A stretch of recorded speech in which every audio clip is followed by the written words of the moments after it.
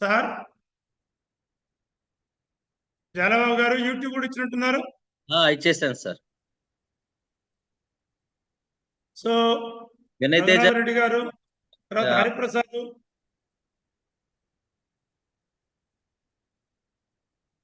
Paul Diwakar గారు రెడీగున్నారా?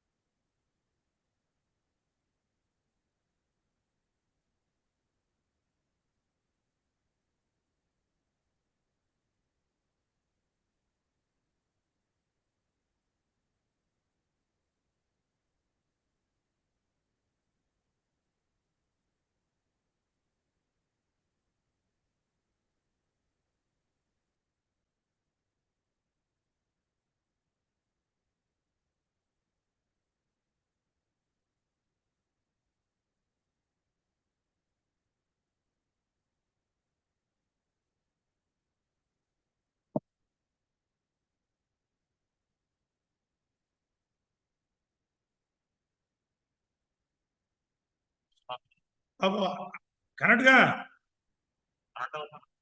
Connect అయితే మనం నీకు కోస్ట్ చేస్తాను. ప్రోగ్రామ్ షీట్ దగ్గర ఉంది కదా, వాళ్ళ ప్రకారం ఆ? ఏందో మంది కాదు, నీకు పంపలేదు నేను లింక్, అది వేరే వాళ్ళది. సార్ లైవ్ ఇచ్చేసాక యూట్యూబ్ అవసరం లేదని చెప్పండి. ఏమండి? యూట్యూబ్ లైవ్ ఇచ్చేసాం కదా, ఆ, మళ్ళా మనం లింక్ అనుకున్నాం కదా, అది అదేం లేదు, అక్కర్లే. అవసరం లేదు. అదే వినయ్ తేజ్ అని లైన్లో రమ్మంటున్నాను. Okay sir, okay.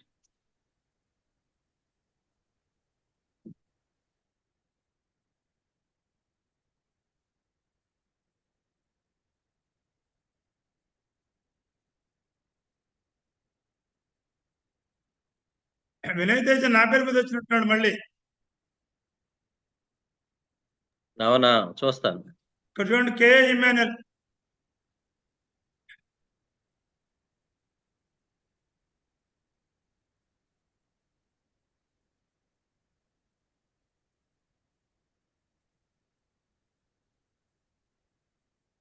Rename చేసుకోవచ్చులే sir.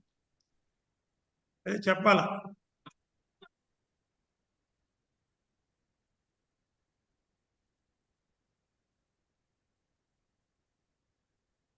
ఎక్కడా లేదు, కనిపించలేదు. ఆ? లేదు లేదు. కానీ ఇక్కడ వినయ్ తేజ మార్చాడు. ఇదిగోండి సార్, వినయ్ తేజ ఉన్నాడు చూడండి. Vinay Teja okay okay. అతను కోవచ్చి. చేస్తున్నాను.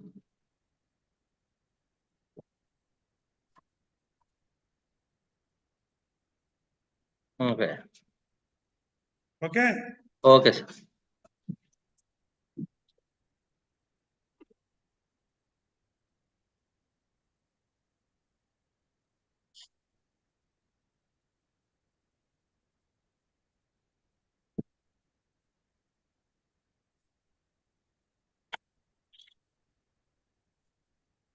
Master garu, Jalababu sir garu, sir sir. ఇప్పుడు మనకు వెల్కమ్ అయిపోగానే prayer and lighting the lamp, yes sir. Then principal opening remarks, yes sir. Theme of the webinar, yes sir. Hariprasad garu introducing the chief guest, chief guest. Yes sir. Then inaugural address. Yes sir. అయిన తర్వాత నన్నా Srinivasarao garu introduce of the speaker introducing. Next one. Yashwant Rambha, ఆయన Arab Emirates నుంచి రావాలి, అతను ఒకటి చూసుకోవాలి. Yes sir. తర్వాత వేదాంతం గారు, దేవి ప్రసాద్, అక్కడ దాకా చూద్దాం.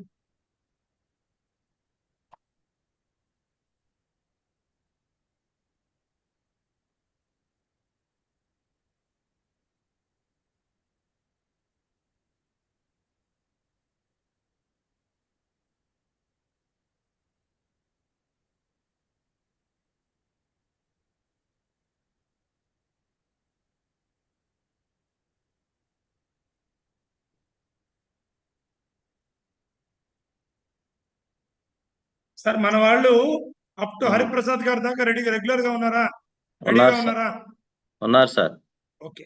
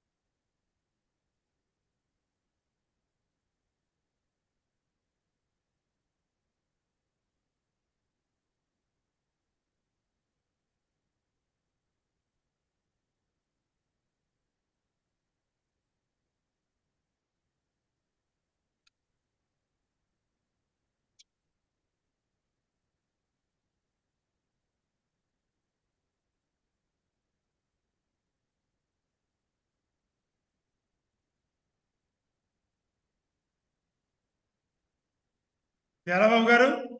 Yes, sir. Now the time is 1:40. Okay. So within 5 minutes, we'll have to start the program. Okay, sir. So please open your video.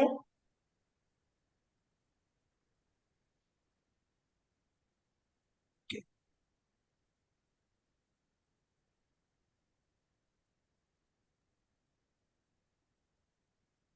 ఇక్కడ దివాకర్ గారు ఉన్నారా? పక్క రూమ్ లో ఉన్నారా? Yes, sir. దివాకర్ గారు జాయిన్ అయ్యారా?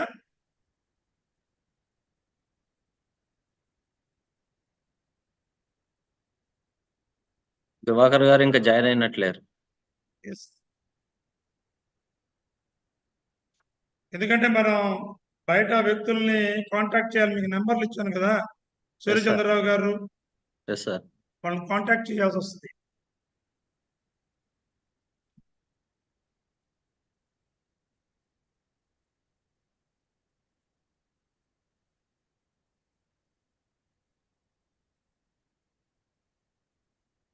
హరిప్రసాద్ వచ్చాడా? సార్ మీ దగ్గర ఓన్లీ ప్రిన్సిపాల్ గారు మాత్రమే ఉన్నారు సార్. Yes sir. మరి ఎవరైనా పంపించండి. దివాకర్ గారు. సార్ చెప్పండి సార్.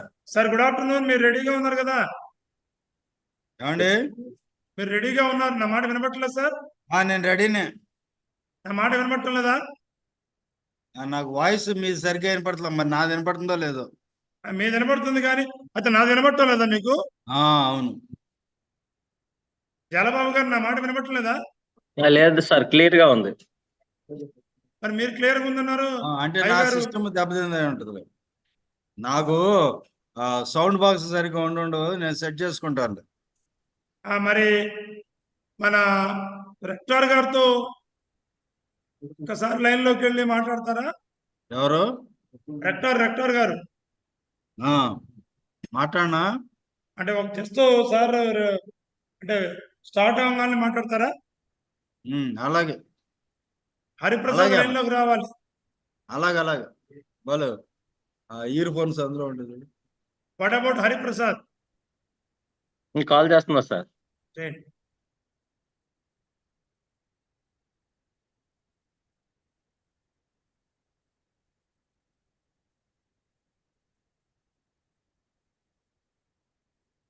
పెద్ద రమ్మండి దగ్గరికి.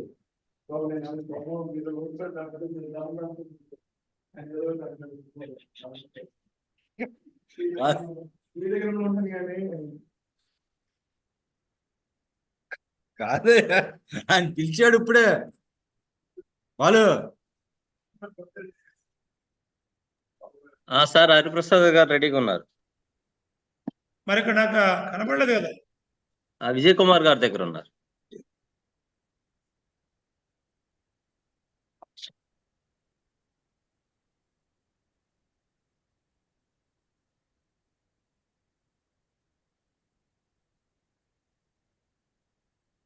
సరే ఒకసారి నేను రెక్టార్ గారి దగ్గరికి వెళ్ళి చూస్తాను.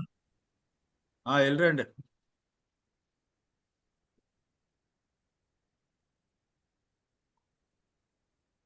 వాళ్ళు పిలుస్తున్నాడా?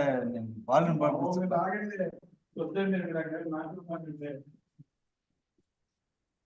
చాలా బాబు. Yes sir. ఇది ఇక్కడ బాలసుబ్రహ్మణ్యం రమ్మంటే రావట్లేదండి మీ దగ్గరికి.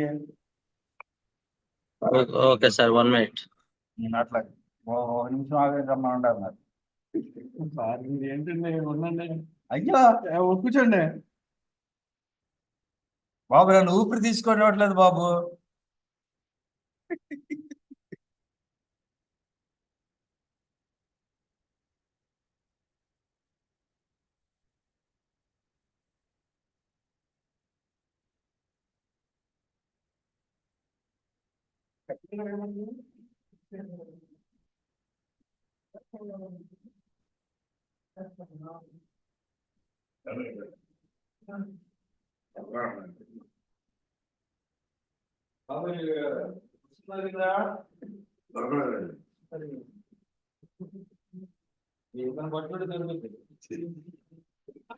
జలబాబు గారు సార్ స్టార్ట్ ఎన్టీఆర్ చేద్దామా? గారు 2 o'clock జాయిన్ అవుతారంట. ఓకే. సో మనకు ప్రాబ్లం లేదు. Now the time is 1:45. Yes sir. What about so principal garu is ready with us? Yes sir.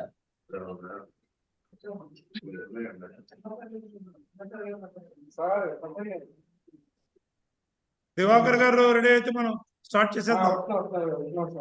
Okay sir. Okay.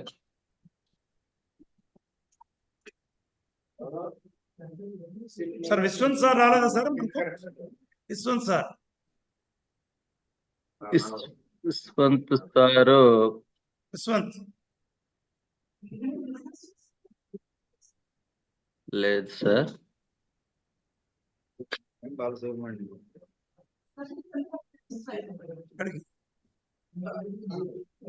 మేము మాట్లాడుకుంటున్నాం. ఇప్పుడు చూడు కరెక్ట్ సెంటర్ వచ్చిన తేడా ఉన్నది. సార్ సార్ మీరు చెక్ చేస్తున్నారా?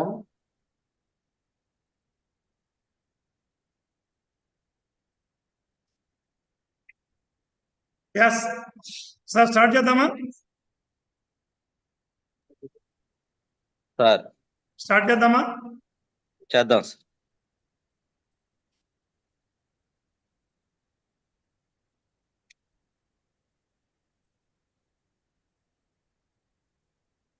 అన్నా సూర్యచంద్ర గారు మాట్లాడారన్నా? మాట్లాడండి sir. Okay. You will join by 2 o'clock. Okay okay. So shall we start, sir? Jalababu garu. Sir. Yes sir. Shall we start? Yes sir.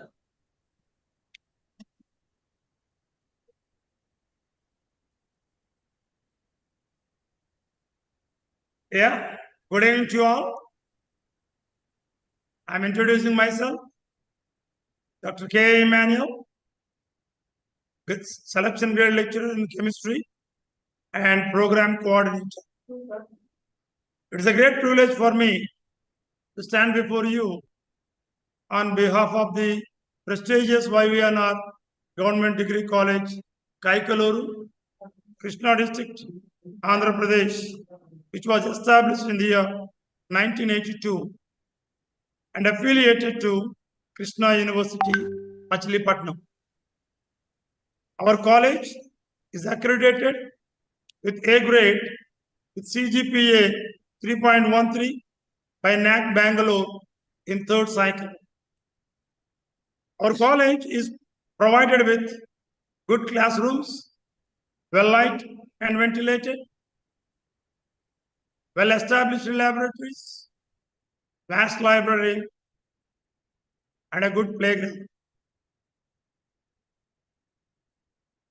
The college is actually situated in Atapaka village, which is a world-class tourism place, is called Kolleru Lake. Kolleru Lake is the largest freshwater lake and it is located between Krishna and Godavari Delta, which covers an area of 308 kilometers square in Andhra Pradesh. It is famous for birds and aquaculture. I welcome you for the 2-day international webinar on entrepreneurial marketing in digital era. Entrepreneurship has become synonymous with innovation, agility, and adaptability in today's rapidly evolving business landscape. Entrepreneurial leadership and management play a pivotal role in driving growth, fostering innovation, and in navigating the uncertainties of modern marketplace. At the heart of the entrepreneurial leadership and management lies the ability to identify opportunities, take calculated risks, and inspire teams to achieve ambitious goals. Entrepreneurial leadership is characterized by visionary thinking, creativity, and a willingness to challenge the status quo. Entrepreneurs possess a unique ability to envision possibilities where others see obstacles and to turn their visions into reality through strategic action and resourcefulness. Entrepreneurial leaders inspire and empower the teams to embrace change, embrace challenges, and pursue excellence in pursuing shared goals. Entrepreneurial thinking and practices are increasingly valued in large corporations and established organizations seeking to stay competitive in a rapidly changing world. Whether leading a startup or managing a multinational corporation, entrepreneurial leadership and managers must possess a combination of strategic vision, business acumen, and leadership skills to succeed in today's dynamic business environment. In this situation, our Commissioner Sir has encouraged us to conduct an online webinar on entrepreneurial marketing in digital era. When we approach the professors like Dr. Prasad Chetty, Faculty of Computer Science, Northwest Missouri State University, USA, Dr. Vishwant Ramba, Alpha Level Technologies, Equipment and Service Solutions, Abu Dhabi, United Arab Emirates, Dr. N. Manika Mahesh, Associate Professor, Kumaraguru, College of Liberal Arts and Science, Coimbatore, Tamil Nadu, Dr. P. V. Brahmachari, Associate Professor, Krishna University, Machilipatnam, Dr. V. V. Devi Prasad Kotni, Associate Professor, Geetam, deemed to be University, Visakhapatnam, and Dr. Polisetti Giribabu, Assistant Professor, Geetam, deemed to be University, Visakhapatnam, have gladly accepted to address the gathering. Now, I am inviting the guests onto the digital dais. I would like to introduce the Chief Patron, Dr. Paula Bhaskar IAS, Commissioner, Collegiate Education, Vijayawada. We welcome you, sir. Now I am immensely glad to invite Dr. C.H. Krishna, Joint Director, CCE, Mangalagiri, AP. Thank you, sir. Now I am delighted to invite Dr. Srimati S. Shobha Rani, Regional Joint Director, CCE, Rajamahendra. Welcome, madam. Now I have joy to introduce Professor D. Surachandra Rao, Rector, Krishna University, Machilipatnam. Welcome you, sir. I wish to introduce Dr. B. Raghunath Reddy, YVNR Government Degree College, who is a good academician and a good administrator, and he is instrumental in getting the A grade to our college in third cycle, and he is going to retire by the end of this month. Probably this may be the academic farewell to our beloved principal. I am glad to introduce Sri D. Uday Prakash Rao Garu, Vice Principal, YVNR Government Degree College. We welcome you, sir. Thank you. I am very glad to introduce the organizing secretaries of the webinar, Dr. R. Jalababu Garu, who is also IPSC coordinator, and he is also inspiration in getting the A grade of this college. And now I am introducing Sri Nunna Srinivasarao Garu, Head of the Department of Commerce, and Dr. Vedantam Garu, Head of the Department of Economics, who are the key persons in organizing or initiating this international webinars. I am glad to introduce Muhammad Abdul Ghaffar Garu, Lecturer in Commerce, and Srimati D. Sujata, Lecturer in Commerce, who is also acting as Joint Secretaries of the International Webinar. We welcome you, all of you, sir. Now, I am inviting the resource persons onto the digital platform. Dr. Prasad Chetty Garu, Faculty of Computer Science, Northwest Missouri State of University, USA. We welcome you, sir. Next, Dr. Vishwendra Ramba, Alpha Level Technologies, Equipment and Services Solutions from Abu Dhabi, United Arab Emirates. Welcome you, sir. Dr. N. Manika Mahesha, Associate Professor, College of Liberal Arts and Science, Coimbatore. Then Dr. P.V. Brahmachari, Associate Professor and former Registrar of Krishna University, Machilipatnam, on to the dais, sir. Dr. V.V. Devi Prasad Kotni, Associate Professor, Geetam, Dimitri University, Visakhapatnam, on to the digital platform, sir. Now, I am also very much interested to invite Dr. Polisetti Giribabu, Assistant Professor, Geetam, Dimitri University, who is also a very instrumental person in conducting this international webinar. Welcome you, sir. And I have a joy to introduce myself, Dr. K. Emmanuel, and my colleague, Dr. P. Paul Divakar Garu, Department of Physics, and also the program coordinator. We welcome you, sir. And Dr. Paul Divakar Garu, Department of Physics, who is instrumental in conducting maiden international webinar in the history of Department of Commerce and Economics of IVNR Government Degree College, Kaikaluru. Thank you very much, sir. Now it is time to start the program with a prayer and lighting of the lamp by the dignitaries of the dais. या कुन्देन्दु तुषारहारधवला या शुभ्रवस्त्रावृता या वीणावरदण्डमण्डितकरा या श्वेतपद्मासना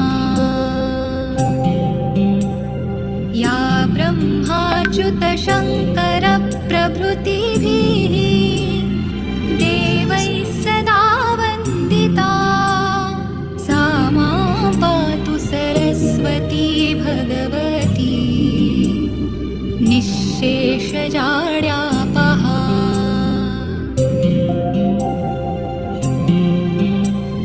शुक्लां ब्रह्मविचारसारपरमा आद्यां जगद्व्यापिनीं वीणापुस्तकधारिणीम् अभयदा जाड्यान्धकारापहा हस्ते स्फाटिकमालिकां विदधतीं पद्मासने संस्थितां वन्दे तां परमेश्वरीं भगवतीं बुद्धिप्रदां शारदाम्।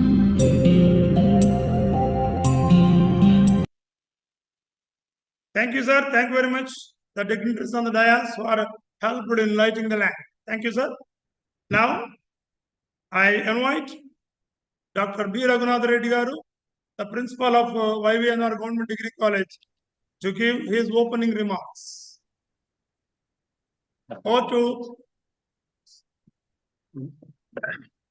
Good afternoon, all of you. I am appreciating the Departments of Commerce, Economics and IKC for choosing a wonderful webinar topic, entrepreneurial marketing in digital era. In today's fast-paced digital landscape, business of all sizes are leveraging the power of online platforms to reach and engage with their target audience effectively. Digital marketing encompasses strategies and tactics to promote products, services, or brands through different online channels. From search engines to social media platforms, digital marketing offers many opportunities for business to connect with potential customers, build brand awareness, and drive conversions. One of the fundamental pillars of digital marketing in search engine optimization. SEO involves optimizing your website and content to rank higher in search engine results pages for relevant keywords. By ensuring that your website appears prominently in search results, you can increase organic traffic and attract qualified leads to your business. Content marketing is another essential component of digital marketing strategies. Content marketing involves creating valuable, relevant, and engaging content that resonates with their target audience. This content can take various forms, including blog posts, articles, videos, infographics, ebooks, etc.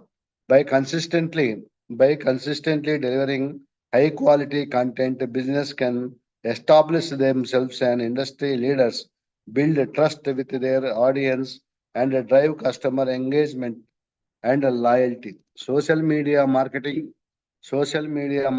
has become increasingly prevalent in the digital marketing landscape, with billions of active users of platforms like Facebook, Instagram, Twitter, LinkedIn, and TikTok. Social media presents a vast opportunity for business to connect with their audience personally, build brand awareness, and drive website traffic and conversions. Social media marketing involves creating and sharing compelling content, engaging with followers, and leveraging paid advertising options to reach specific demographics and target audiences. Email marketing. Email marketing remains a powerful tool in the digital marketer's arsenal. By building an email list of subscribers who have opted in to receive communications from your business. You can nurture leads, promote products or services, and drive sales. Email marketing allows for personalized messaging, segmentation, and automation, enabling businesses to deliver relevant content to the right audience at the right time. Pay per click advertising is another effective digital marketing strategy that involves placing ads on search engines or other websites and paying a fee each time someone clicks on your ad. Platforms like Google Ads and Bing Ads offer robust targeting options, allowing businesses to reach potential customers based on specific keywords, demographics, interests, and behaviors. No doubt the fruitful deliberations in the webinar would yield the constructive sessions and guidelines for the further developments in entrepreneurial marketing in digital area. Thank you, one and all. Thank you very much, sir, for your wonderful introduction regarding the webinar. Now I request Dr. P. Paul Divakar Garu, the program coordinator, will give you the theme of the webinar. Over to Paul Divakar, sir. Thank you, sir. Good afternoon, the guests and all the participants. Especially, my namaskars to Professor Surchandra Rao garu. Okay, it gives me much pleasure in introducing the theme of the webinar. An entrepreneur is an individual who takes up the challenge of creating something new and markets it to the world at large. They are concerned with the ideation, designing, implementation, and initiation of new business venture. Today, we will delve into the importance of digital marketing for entrepreneurs. As the time has progressed, it has become evident that continuing with the traditional forms of marketing is no longer enough. Even if you set up a venture in any part of the city, you need to market it aggressively online in this competitive world of business today. In modern times, you see several businesses that tie up with e-commerce giants like Amazon, Flipkart, Nykaa, Zomato, etc. to promulgate their product to and more people. This is one of the primary advantages of the digital marketing that entrepreneurs can very well leverage to gain huge returns on their investment. Digital marketing has also instilled a sense of responsibility in business owners, since more and more startups are established by owners who themselves are the employees of the organization. Therefore, delegating work is no longer an option. There is a sense of oneness with their organization. Entrepreneurs have embedded the sense of being accountable for the success and challenge of their business.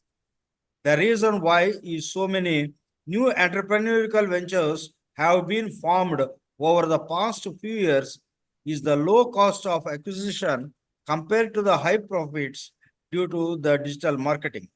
It has become an extremely essential part of the marketing process for any business. In the present international webinar, we are going to delve into the importance of the digital marketing for entrepreneurs today. We are going to hear from the experts, professors that give a better understanding of what an entrepreneur is and how a digital marketing is related to the entrepreneurial sense. I conclude with these few lines and I hand over the time to the program coordinator, Dr. K. Emmanuel. Thank you, sir. So thank you very one much, and sir, all. for your nice theme of the webinar. Now, it is time for us to hear an important, inspiring speech from our rector, sir. Thank you very much, sir, that you have attended this function at the right time. Now, he is with us. Dr. M. Hariprasad Garu will introduce our honorable chief guest, Dr. Surachandra Rao, Rector, Krishna University, Machilipatnam. Over to Hariprasad Garu. Okay, thank you, sir. Good afternoon to all. And it is my pleasure to introduce a great person, Professor Surachandra Rao Garu. Professor Darapureddy Surachandra Rao was born on 9th August 1966 in West Godavari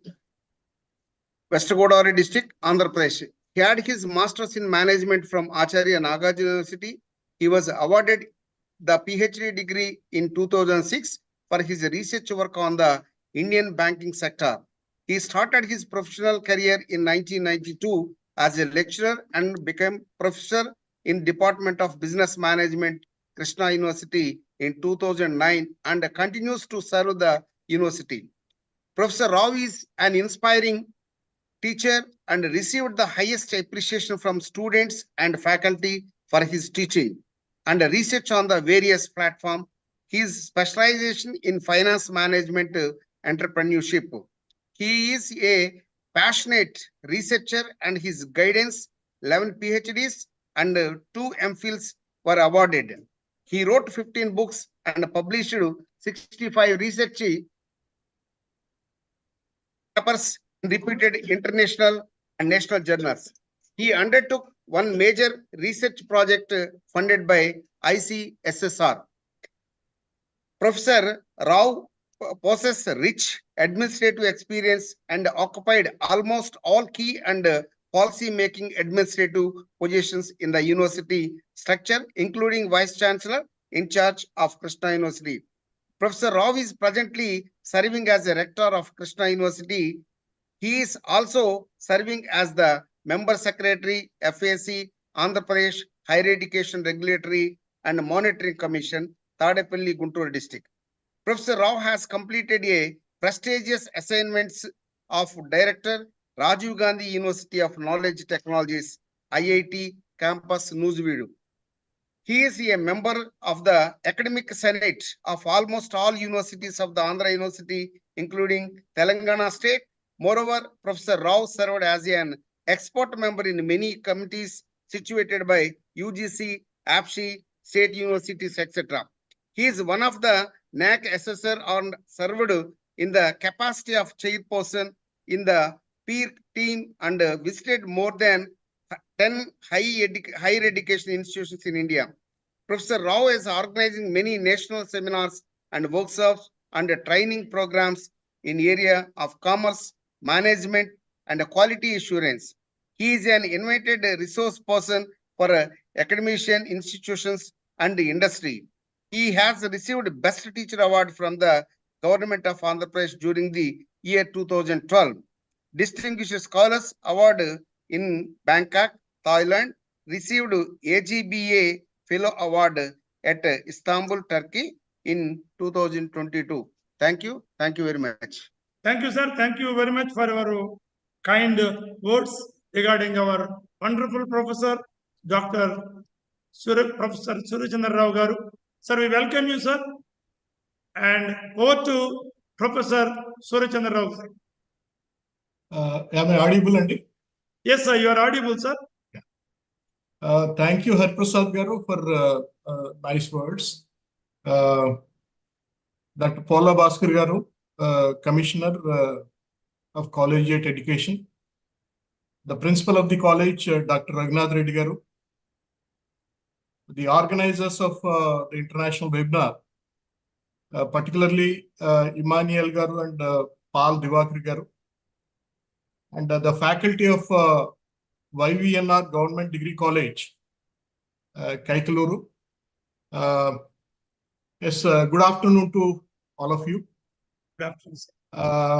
I'm indeed happy to associate myself with a two-day international webinar titled Entrepreneurial Marketing in the Digital Age.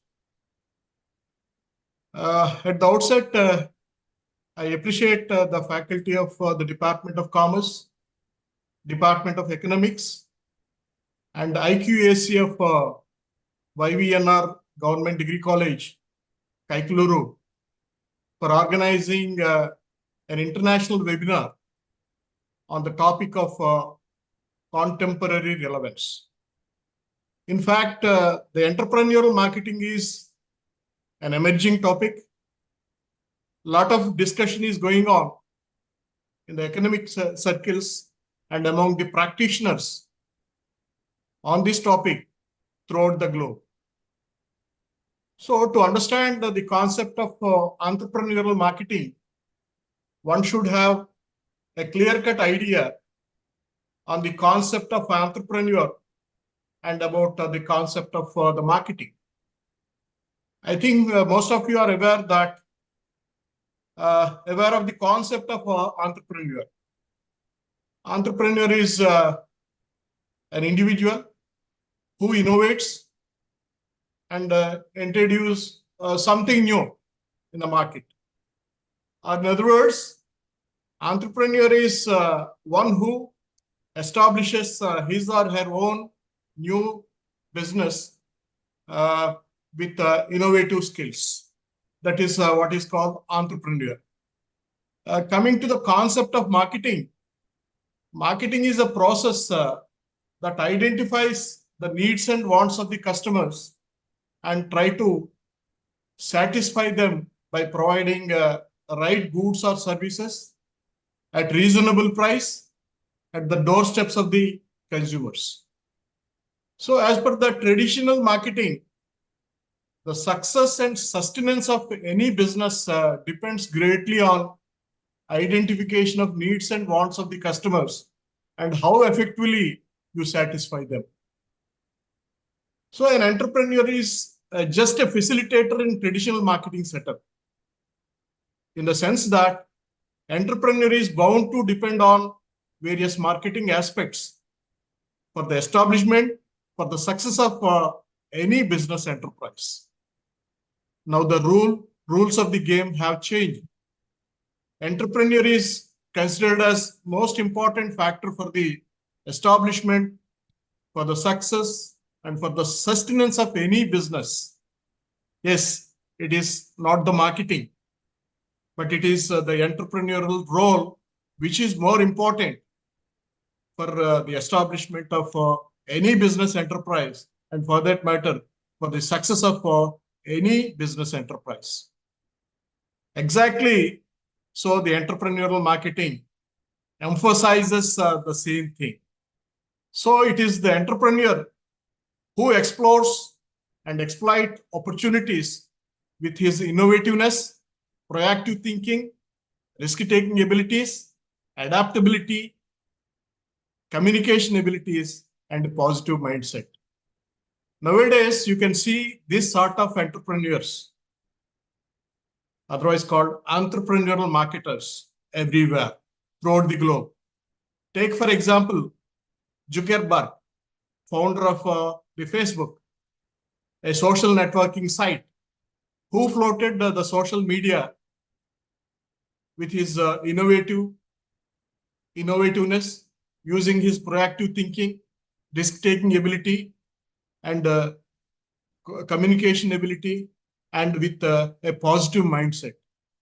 You can have many entrepreneurial marketers within your vicinity as well. You need not go to international arena. Even people around you also considered as the entrepreneurial marketers. Certainly, you all may come across the entrepreneurial marketer at one point of time or the other. I'll give some examples.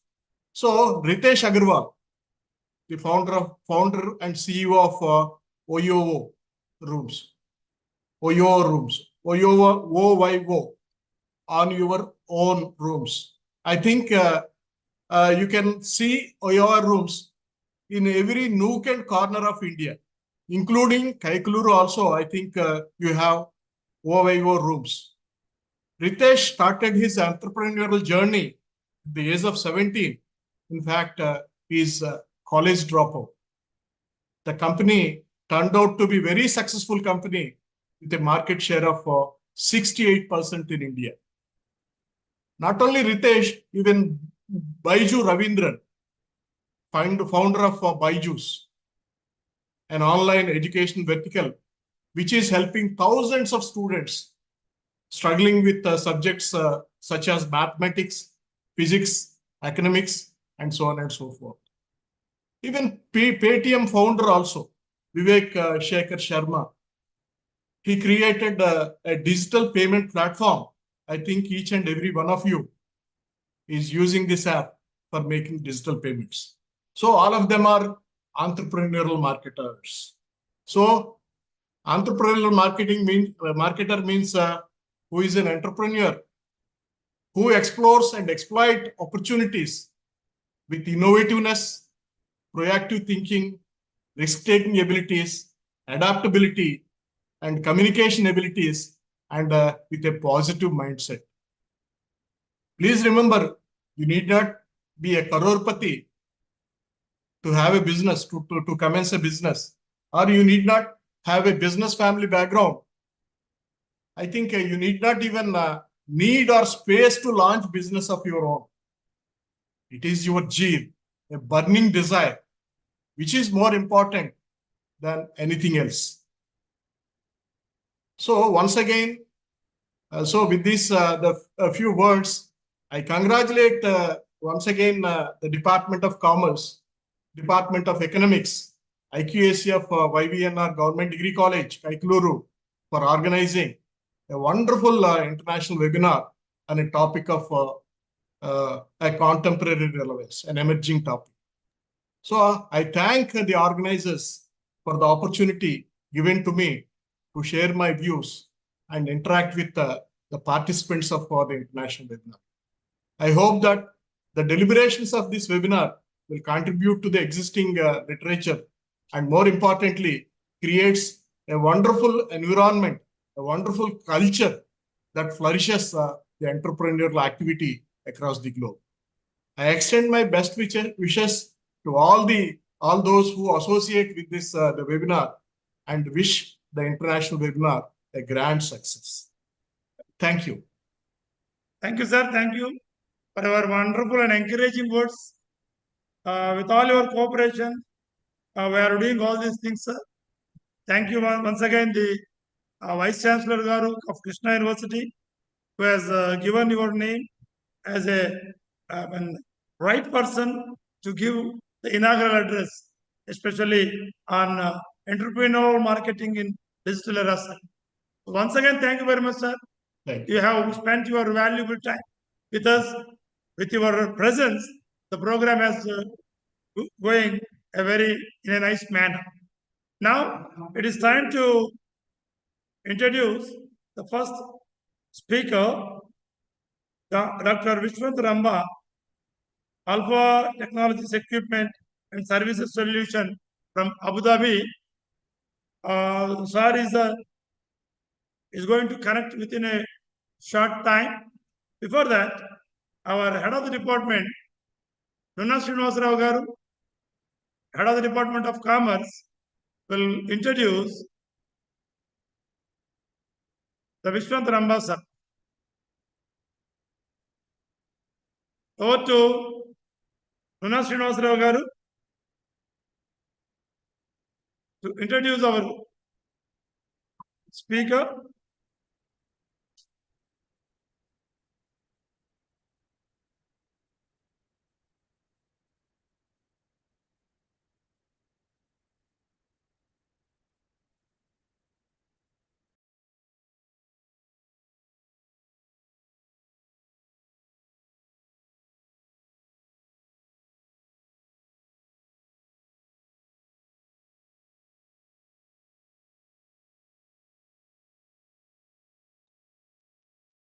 Nunna Srinivasarao garu, are you there, sir?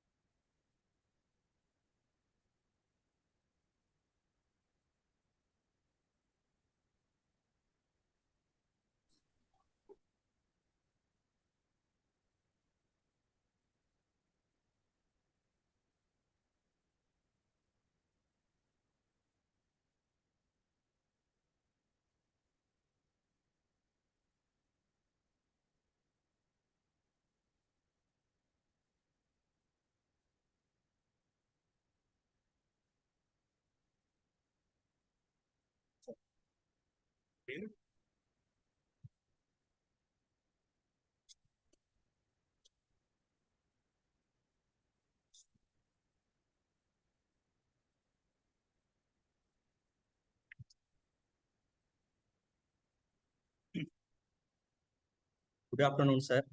Good afternoon, one and all. Today, I would like to invite Dr. Vishwant Ramba for Entrepreneurial Marketing in Digital Era, which is conducted by YVNR Government Degree College, Kaikuluru. I want to introduce Dr. Vishwant Ramba. Dr. Vishwant Ramba uses his technical expertise in his role as a senior product and application lead for Alpha level Middle East and Africa to assist clients in the power, petrochemical, oil and gas and refinery industries. He has a master's degree in thermal engineering with a specialization in advanced heat transfer as well as a doctorate in energy engineering from the prestigious Indian Institute of Technology, Guwahati in India. He specializes in anomaly detection, thermal engineering, upstream and downstream process engineering, improved heat transfer, and AI ML. He also co-authored several works that appeared in international journals, submitted industrial patents, and spoke at international conferences such as ASME, OMAE, and ADIPEC. Vishwant is an avid sports fan who enjoys table tennis, travel, other recreational activities. He appreciates contributing to the nation's progress, no matter how minor. Thank you, sir. Thank you very much.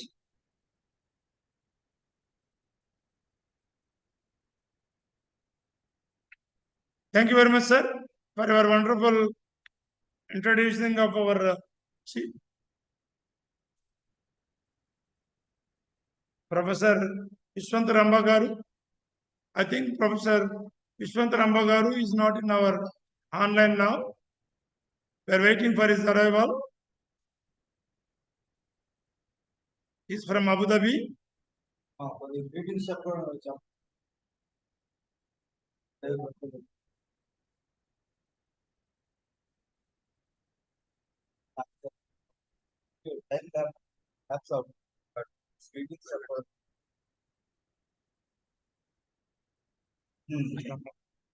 Okay. Join అయిపోయి 2 నిమిషాలు meeting చెప్పండి. వేరే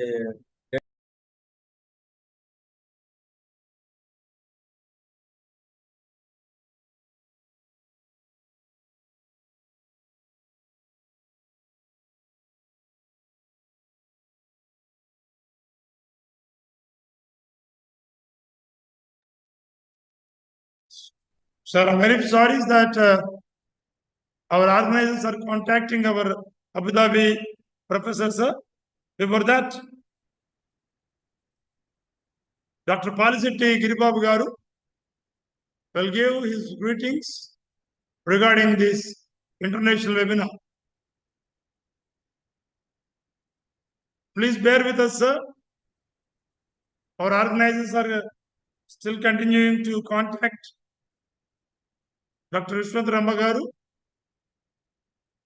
And before that, Dr. Palisetti Giribabu Garu, Assistant Professor, Geetham, deemed to be University, Visakhapatnam, will greet our audience.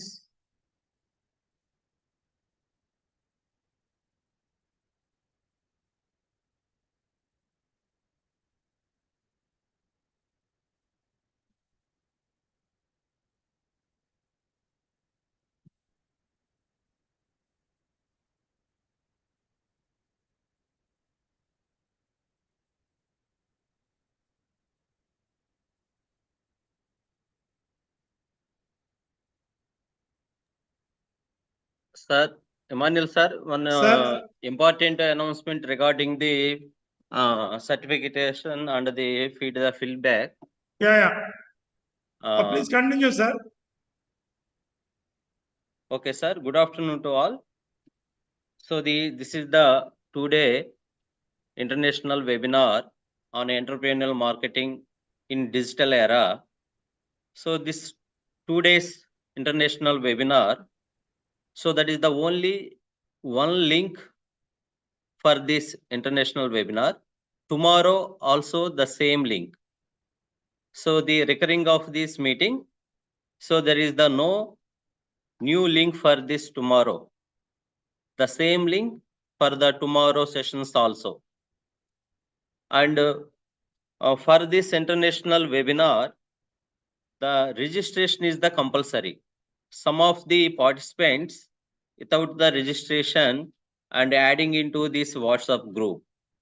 So we are also share the registration link.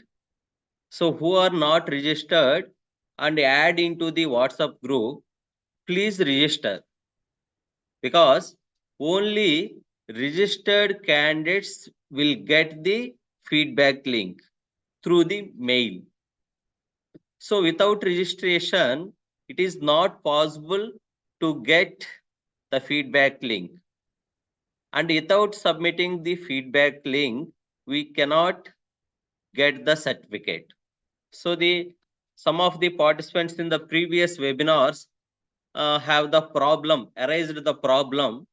They are in the WhatsApp group, but not registered. So please request again. So who are not registered and the joined in the WhatsApp group, again, registered, registration is the compulsory. So that's why you registered.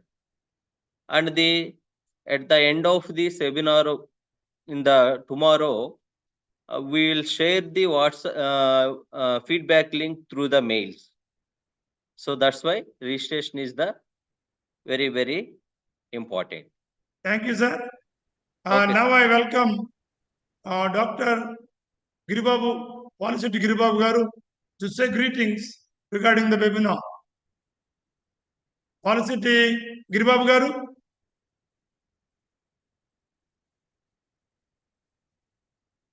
Please unmute yourself, sir. Giribabu Garu.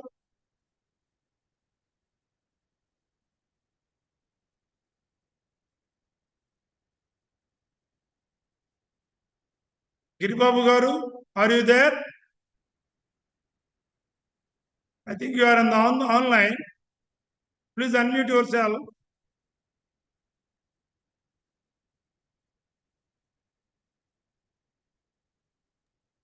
Sir, Giribab is already added, sir. Already added, I think.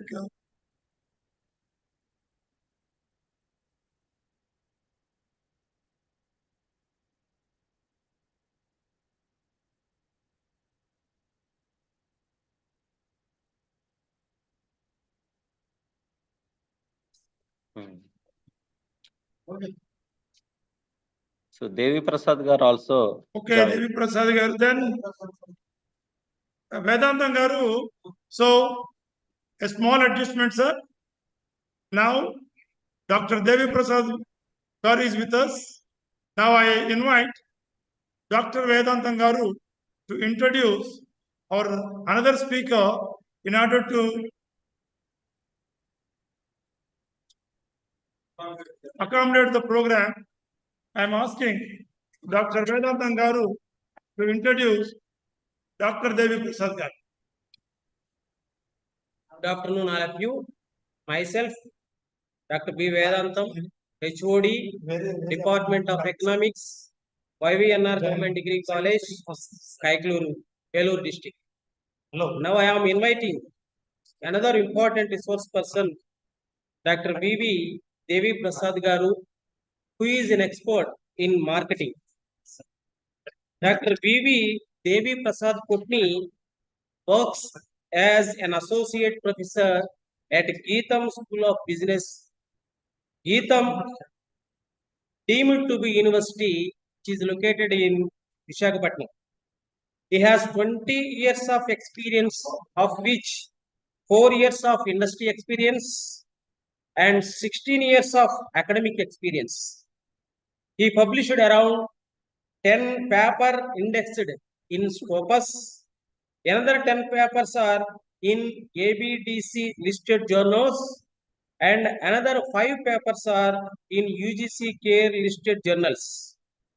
He traveled worldwide and presented papers in the USA, Australia, Malaysia, and Thailand, sponsored by the Government of India.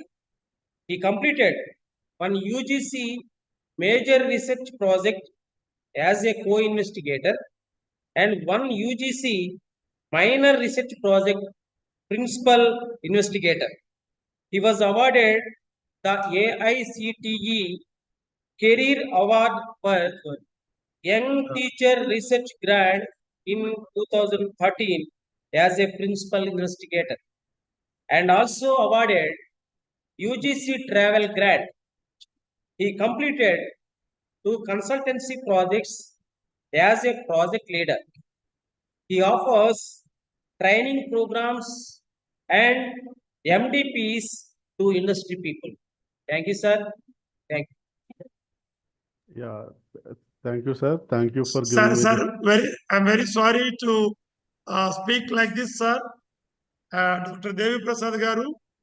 Now I have received I'm very sorry to inform you, sir. I am receiving a message from Vishwant Ramba Garu, who is in Abu Dhabi. Actually, his timing is 2:40 because of our chief guest completed his speech within 10 minutes. As we have already given schedule to Vishwant Ramba Garu, he is exactly joining by 2:40.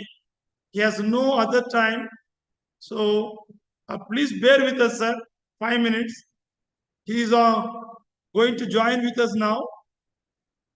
Actually, you are the second speaker and you have came with my rescue. Thank you very much, sir. Okay, sir. But No sir is issue. informing that he is coming. He has already blocked the calendar between 2:45 to 3:30. That is Dr. Vishwant Ramba Garu. Because of some preponing the program, he is not on the line. So he is going to come within his stipulated time. Now the time is 2:35. At 2:40, Okay, sir, no issue. I will come at my regular timing only. No issue, Okay, sir. sir. Please I can wait, please wait understand. No upon, issue.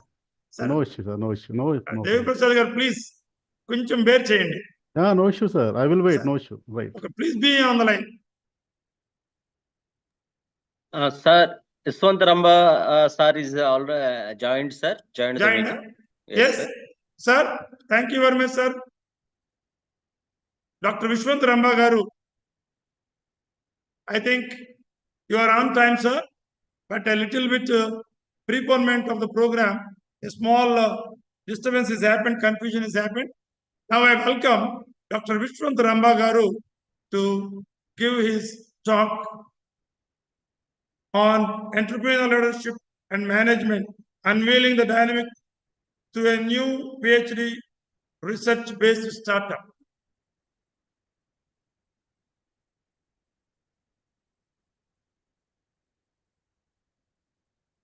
Now over to Vishwant Ramba, sir.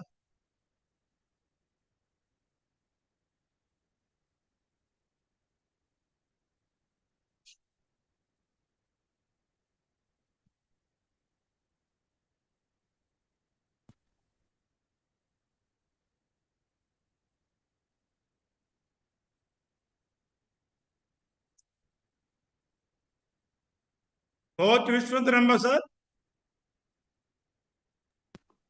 Hi, can you hear me? We welcome you, sir. Yeah, can you hear me, guys? Can you hear me? Sir. Can you hear me, sir? Yes, sir. Sir, your voice is slightly slow.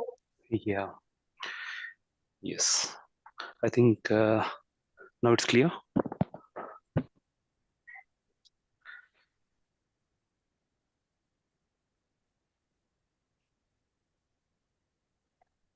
You can start your talk, sir. Yeah. I think you can hear me, right? Yeah. Yeah, just a moment. Sir, is it not possible for you to open your video, sir? Yes, it's possible. Okay. Just a moment. Yes, sir. You can see me, right? And you have become the co-host, sir. You can share your PowerPoint also. Yeah, sure.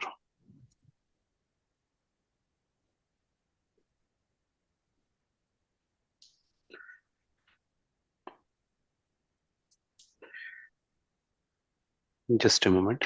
Yeah. Yes.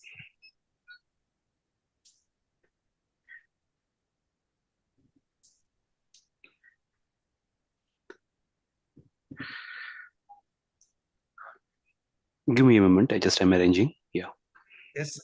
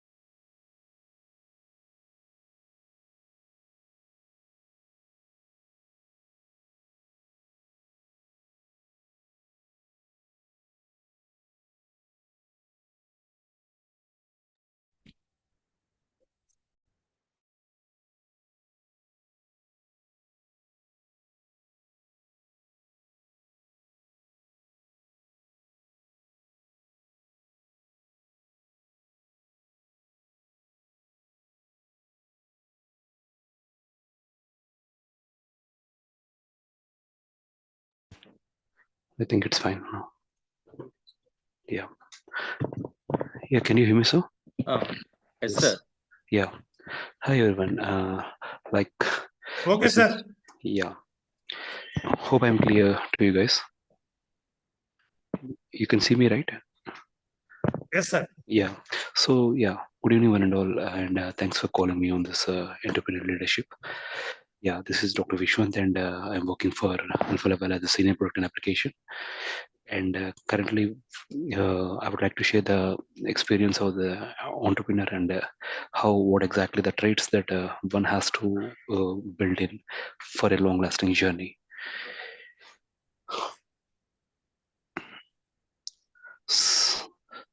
So, coming to the overall, the key skills and the principles of the entrepreneurial leadership mainly include the cognitive ambidextrosity and the social awareness and the self-awareness that one has to imbibe.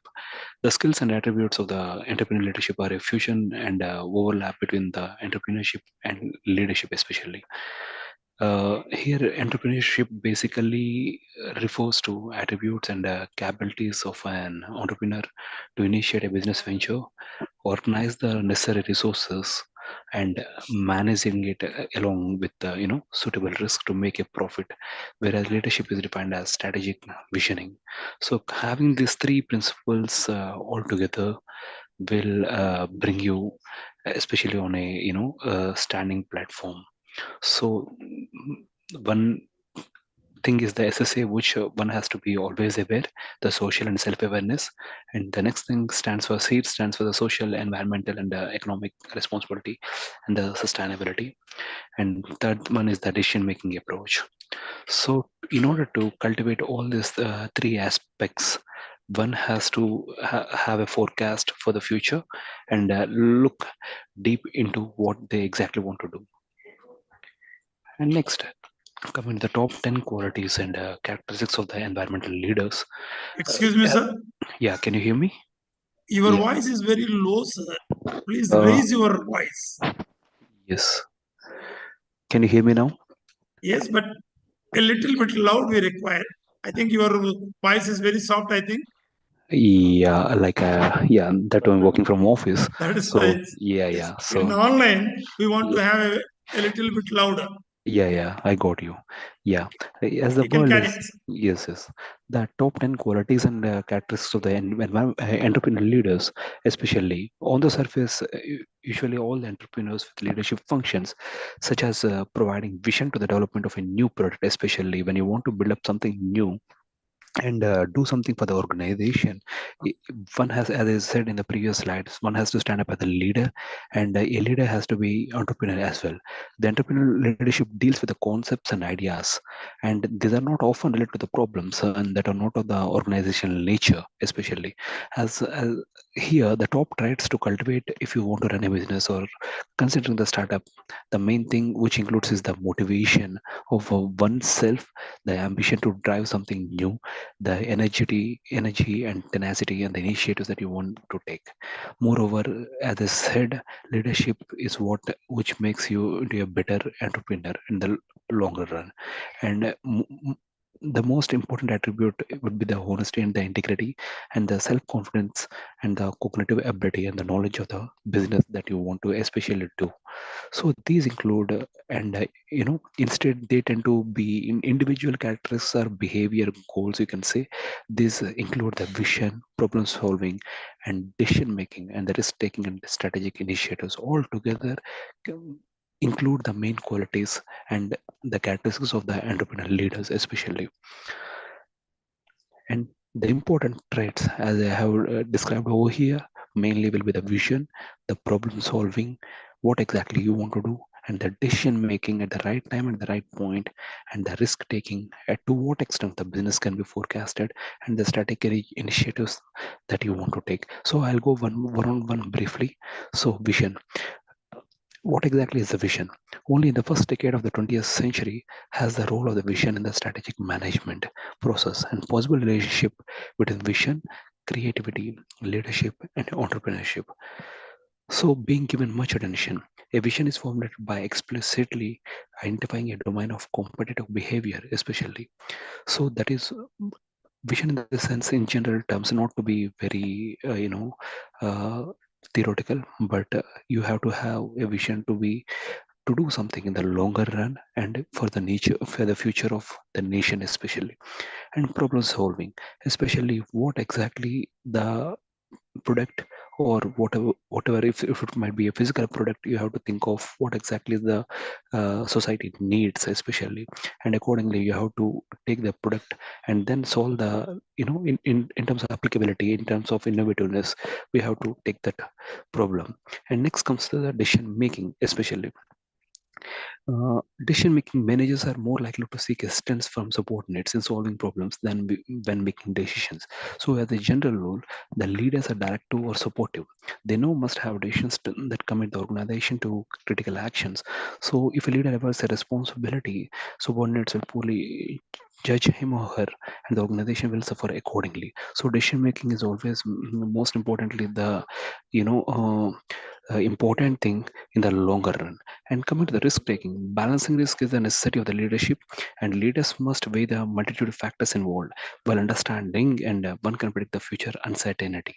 And strategic initiatives as well, where leaders must have a vision and plan an year ahead than what the current business is working on. So, characteristics of a successful entrepreneurship, especially it comes the adaptability, lawful and purposeful activity, and the organization of the production and systematic activity. And as I said, all the leaders should be the risk takers, especially. So these are all the main important characters of a successful entrepreneurship, irrespective of what studies that we make, irrespective of what job we take in. So it is a typical business administrative model, that entrepreneurial leadership model, which gives us the purpose of what exactly you want to do and how the decision that you take has been performing, and the partners the stakeholders that you engage in the business, and the preparation overall, in the plan for the opportunities and the overall change that you would like to take on. So this comes into the administrative model that you would like to conduct and you want to initiate. In overall, effective communication strategies once should be on a entrepreneurial leadership. Especially, we have to be concise on what topic you want to select and what product you want to make and what software. Example, if it is a physical product, it's like a heat exchanger or a pump or whatever it might be. Or if it is a software, what type of software that you want to build. We have to be very clear, and if you have to be effective in communicating the things. Entrepreneurship requires a specific communication style to engage your team, inspire action, and navigate the startup environment, especially. So, non-understand non-verbal clues, especially it means to have, something transparency and openness. Share your vision and goals clearly, but also be open about the challenges and roadblocks. So this fosters trust and allow your team to feel invested in overcoming obstacles. So in order to be a successful entrepreneur, you should have what I can say, a better understanding and better verbal communication. And moreover, as if you want to be a leader especially, you have to be an active listener. That is the ultimate thing. So my wholesome experience as a as one Jordan point I can say is that, like, mm, I when I started our company with my professor as a overall, like, it is a software. I really, to be frank, I really hate software in the beginning. So with the time going on, after my bachelor's, I really wanted to do something hardcore, developing a product like a physical product. But eventually, with the time getting on, my interest towards software has increased, and I started to work hands-on experience completely on a new product that I want to build up. So when during my doctoral time I started to have one project.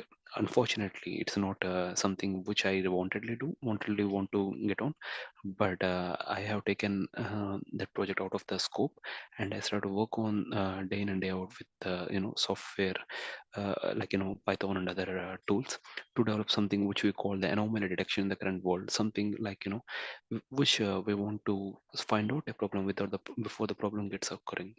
So considering this interest, this has been developed as a tool, and tool has been now currently working on the fields of so many oil and gas projects across India especially. And this project has been developed as a part of the Make in India, this one. And that is the final result of my wholesome experience, and due to which our software has been bought by the ONGC, and we have licensing agreement with the other companies as well currently, and we are running very quickly on this aspect. And parallelly to, as I said, yeah, one should have an understanding on the business aspect and have the better future. I lack that aspects, and to have that aspect, currently I'm working in MNC to have a business acumen, and parallelly work with myself company to forecast the business and understand much better. Yeah, that is my personal journey as of now, and I hope like I don't bore you much of the time. Yeah, thank you guys. Yeah.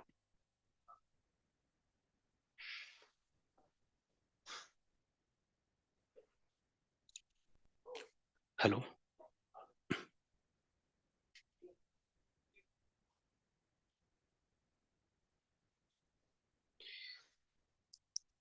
Sir, have you finished your? Yes, talk? yes. Okay, thank you. Thank you so much. Thank you very much, sir. Yeah, thank you. I'm Dr. Paul Divakar from IVNR College. Yes. Okay, sir. Yeah. Sir, Emmanuel, sir. Yes, sir. Vishwanath sir completed his talk, sir. Yes, sir.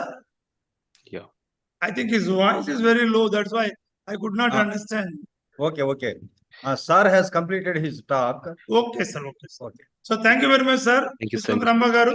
Thank you so much. Even though you are very busy with your schedule, Yeah. and sorry for the disturbance we have given. No, sir, absolutely. But anyway, we are very glad to hear you. Yeah. Sorry, And I could not get more time on that, and I tried my best to support. yeah, but even then, sir, you have given. Please share your video. That's why we can share our your PowerPoint presentations to our audience. Absolutely. So thank you very much, sir. Thank you once again. Thank you. Bye. So I am requesting the other speaker, Dr. V.V. Devi Prasad Kotnigar, Associate Professor, Geetam Dimitubu University.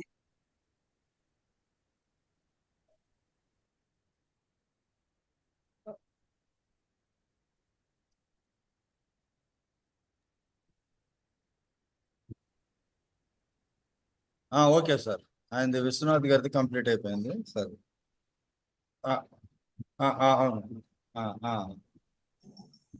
Okay.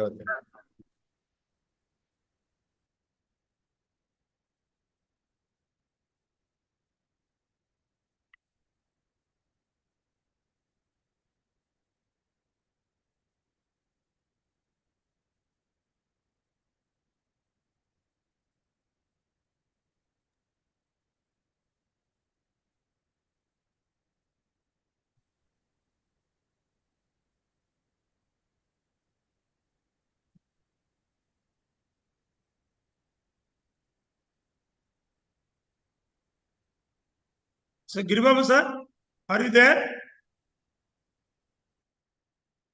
Sir. Giribabu sir, Hello. please.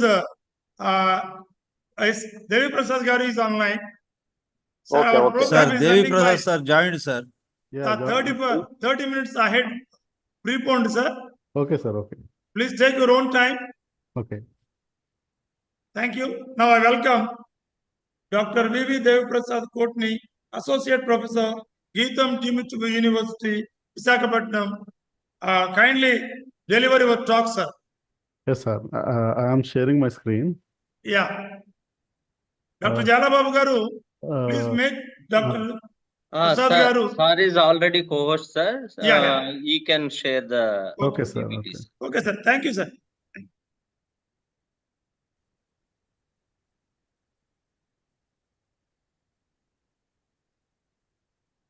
Sir, I am not able to share, sir. You are not able to share? Not able to share. I am not being made co-host, I think. Yes. Sir, okay. Jalababu Garu. Okay, sir. Okay. No.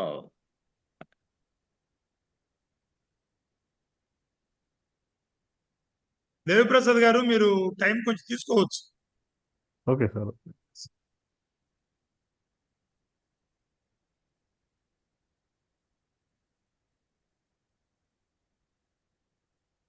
Sir. Now you become a Okay, co-host, sir. sir. Now co-host, sir.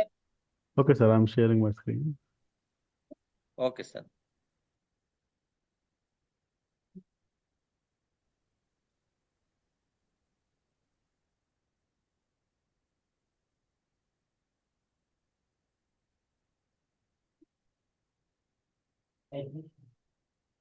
Sir, I think you are able to see my screen, right? Yeah, sir. We are able to see your Yes, sir. screen. Yeah.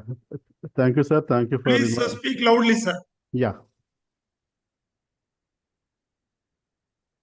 Okay. Thank you, sir. Thank you for inviting me to be a resource person in this workshop. My talk will be on digital marketing and its significance for the entrepreneurs.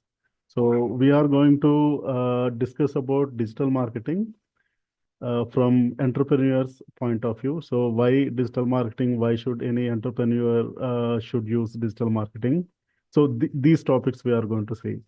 And at the end, what is the practical way or how the digital marketing can be started or should be started with any small and medium entrepreneur, or you can say MSME, or you can say small scale entrepreneur and all.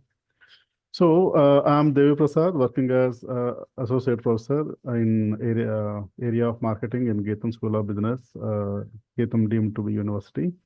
So without any delay, I'm getting into my topic, digital marketing. So in case if you are having any doubt or if you want any clarification, you can stop me and you can ask me. So I am very happy to clarify your doubts and all. So in between also you can stop me, no issue in that. Right. So now if you see the concept of digital marketing, so now let us see digital marketing from what do you call the difference between digital marketing and traditional marketing point of view. So if you see the traditional marketing, so traditional marketing will be having all four P's: product, price, place, and promotion, right? So most of you may be knowing that. But when it comes to digital marketing comes under only fourth P, okay? Fourth P in the sense promotion. So instead of promoting our products or services traditionally in traditional media, we are going to promote our products and services digitally using digital platforms. Okay, the same thing I think you can see on the slide. So the practice of promoting products and services using digital distribution channels so that you can reach your customers, target customers in a timely, relevant, personal, and cost-effective manner.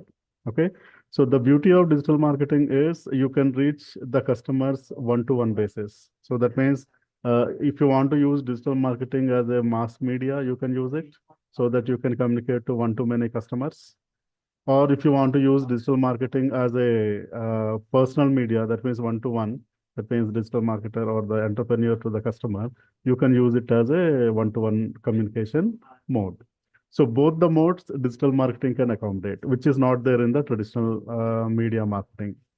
And moreover, digital marketing is more cost effective than the traditional marketing. So that is another advantage the entrepreneur can get. Because if you see any startup company or MSME, if they want to promote their products, one of the major limitations for them is money. Okay, the advertising budget or budget, whatever you say. But digital marketing enables these entrepreneurs or the small scale entrepreneurs. So to get good returns means good returns on the product or product sales using less advertising budget or less marketing budget.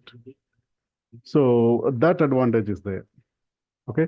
Now, if you see, this is the ad spend. For example, if you see in recent times, this is from 2017-18 till now. Okay. So this is the ad spend, how the industries are spending their money on their advertising or promotion right from the 2017-18 to till now. So if you see 13% of companies, they are spending their advertising budget on TV advertising, 4% on print advertising, means newspaper, magazine, journals and all. And OOH, out of home media, that means posters, outside posters, banners and all. So they are spending 15% of their budget, and the radio 15%, cinema 20%. But whereas digital, it grown up to 30%. Okay, we can say after COVID, it got shooted up like anything. So most of the companies, especially startups and FMCGs, they are investing their advertising budget on digital marketing like anything. Right. Now, why? So why digital marketing? So why the entrepreneur should opt for digital marketing over traditional marketing? Okay, so this differentiation or this comparison from the entrepreneur point of view. So if you see digital marketing, so digital marketing can reach out to maximum people, whereas your traditional marketing will be reaching out to limited audience only. Because when you are advertising your product or service through traditional marketing, what happens is the scope of the media, whether it is TV media or print media, or you can say out of home media. So the scope of the media is going to be scope of your visibility. So your ad will not be visible beyond the scope of the media, but digital marketing is not like that. So if you are using any social media, or if you are using any other digital platform, or if you are using blogging, or if you are using search engine, okay, so the reach is going to be global. Okay, so there is no boundaries at all.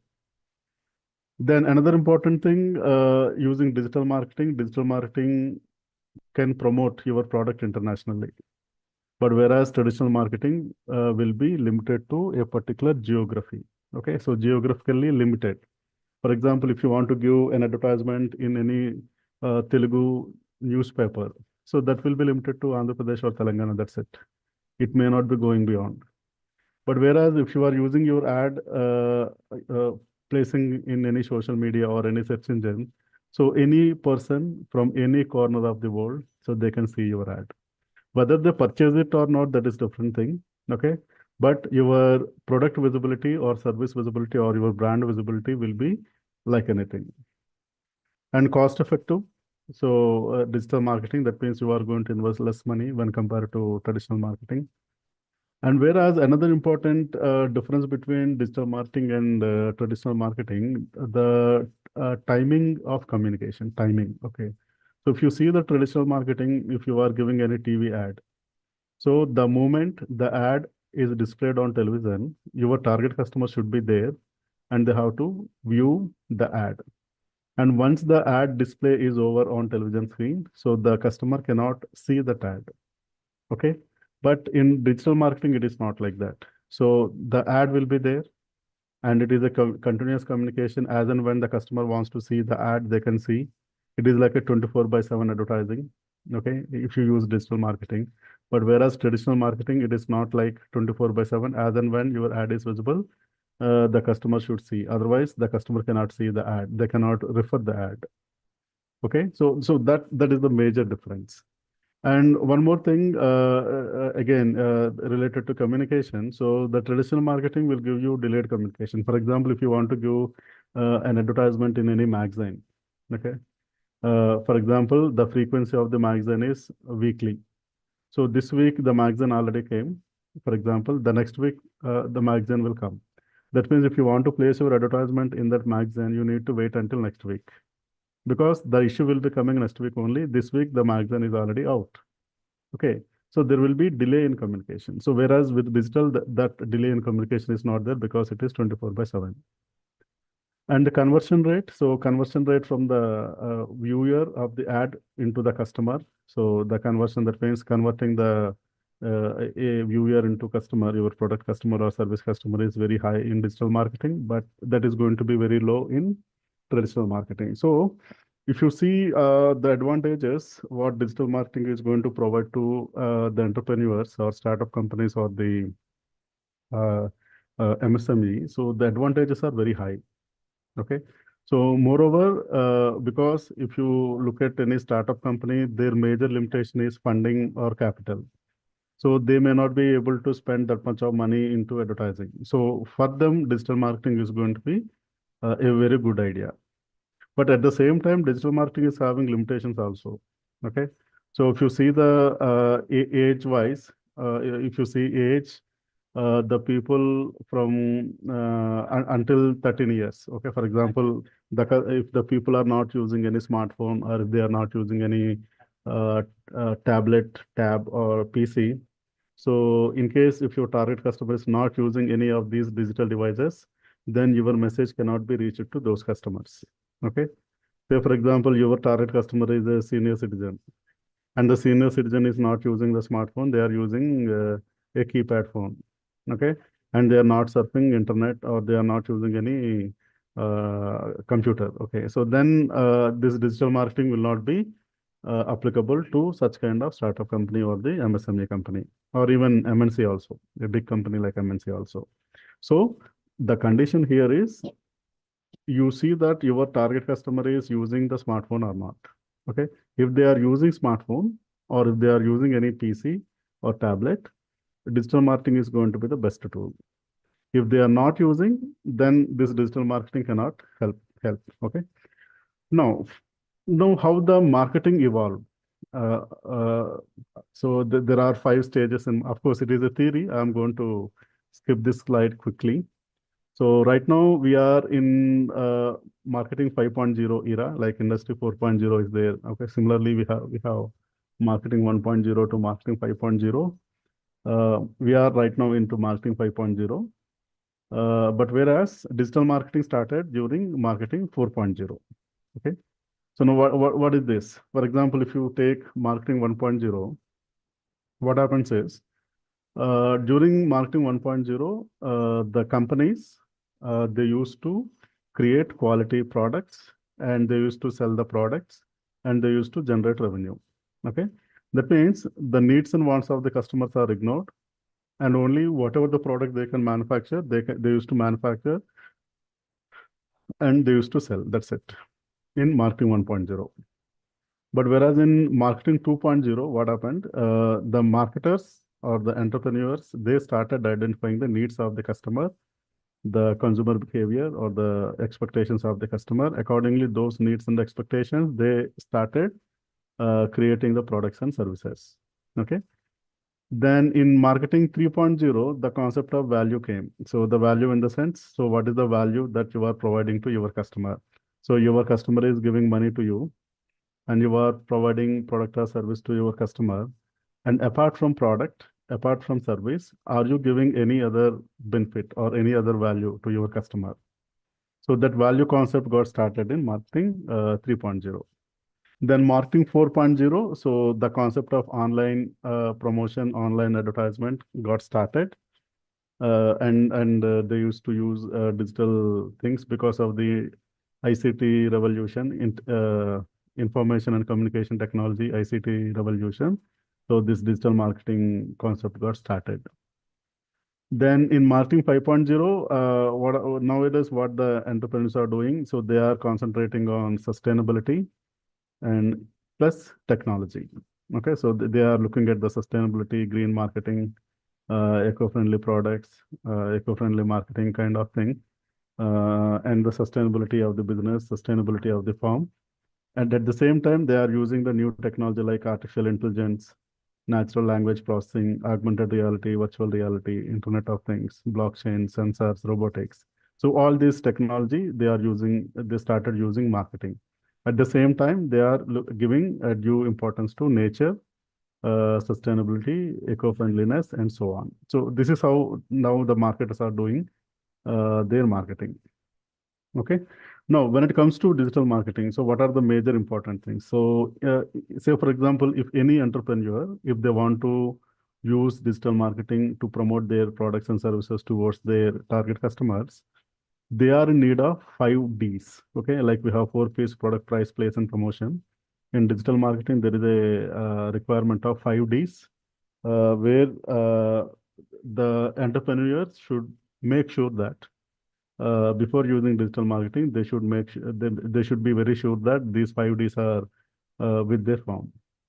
In that, the first one is digital devices. Okay, so where the target customer must have a laptop or a desktop computer, or a mobile phone they should have, or a tablet they should have. Tablet means the tab. Okay, tab they should have, or they should have at least smart TV, or any gaming device or smartwatch. Okay, so any kind of these digital device they should be carrying. In case if they are not carrying, then digital marketing may not be applicable for such kind of business. Okay, so the entrepreneur should make sure that the target customer is using any of these digital device. And there should be a digital platform between the customer and the entrepreneur. Okay, customer and entrepreneur, there should be a digital platform like social media, whether it is Facebook or YouTube or Twitter or LinkedIn or Insta. Okay, some social media must be there. Or there can be search engine. So any search engine can be there, like Google or like Bing. Okay, or like any other thing, search engine must be there. Then there should be another platform, website. Okay, so if website is there, that is also okay. Then there should be some digital media, like online advertising or social media marketing, messaging, email or email marketing. So such kind of media must be there. Because media and platform should work together. Then there must be some digital technology, like internet or like your Wi-Fi or like your operating system in your mobile or the website. Sorry, mobile or PC. Or artificial intelligence or augmented reality, virtual reality, these kind of thing there. And finally, another D is data. So that the availability of the data. So because why we need data? Because we are going to see whether our digital marketing campaign is successful or not, depending on the metrics that we are going to keep and the data we are going to get. Okay.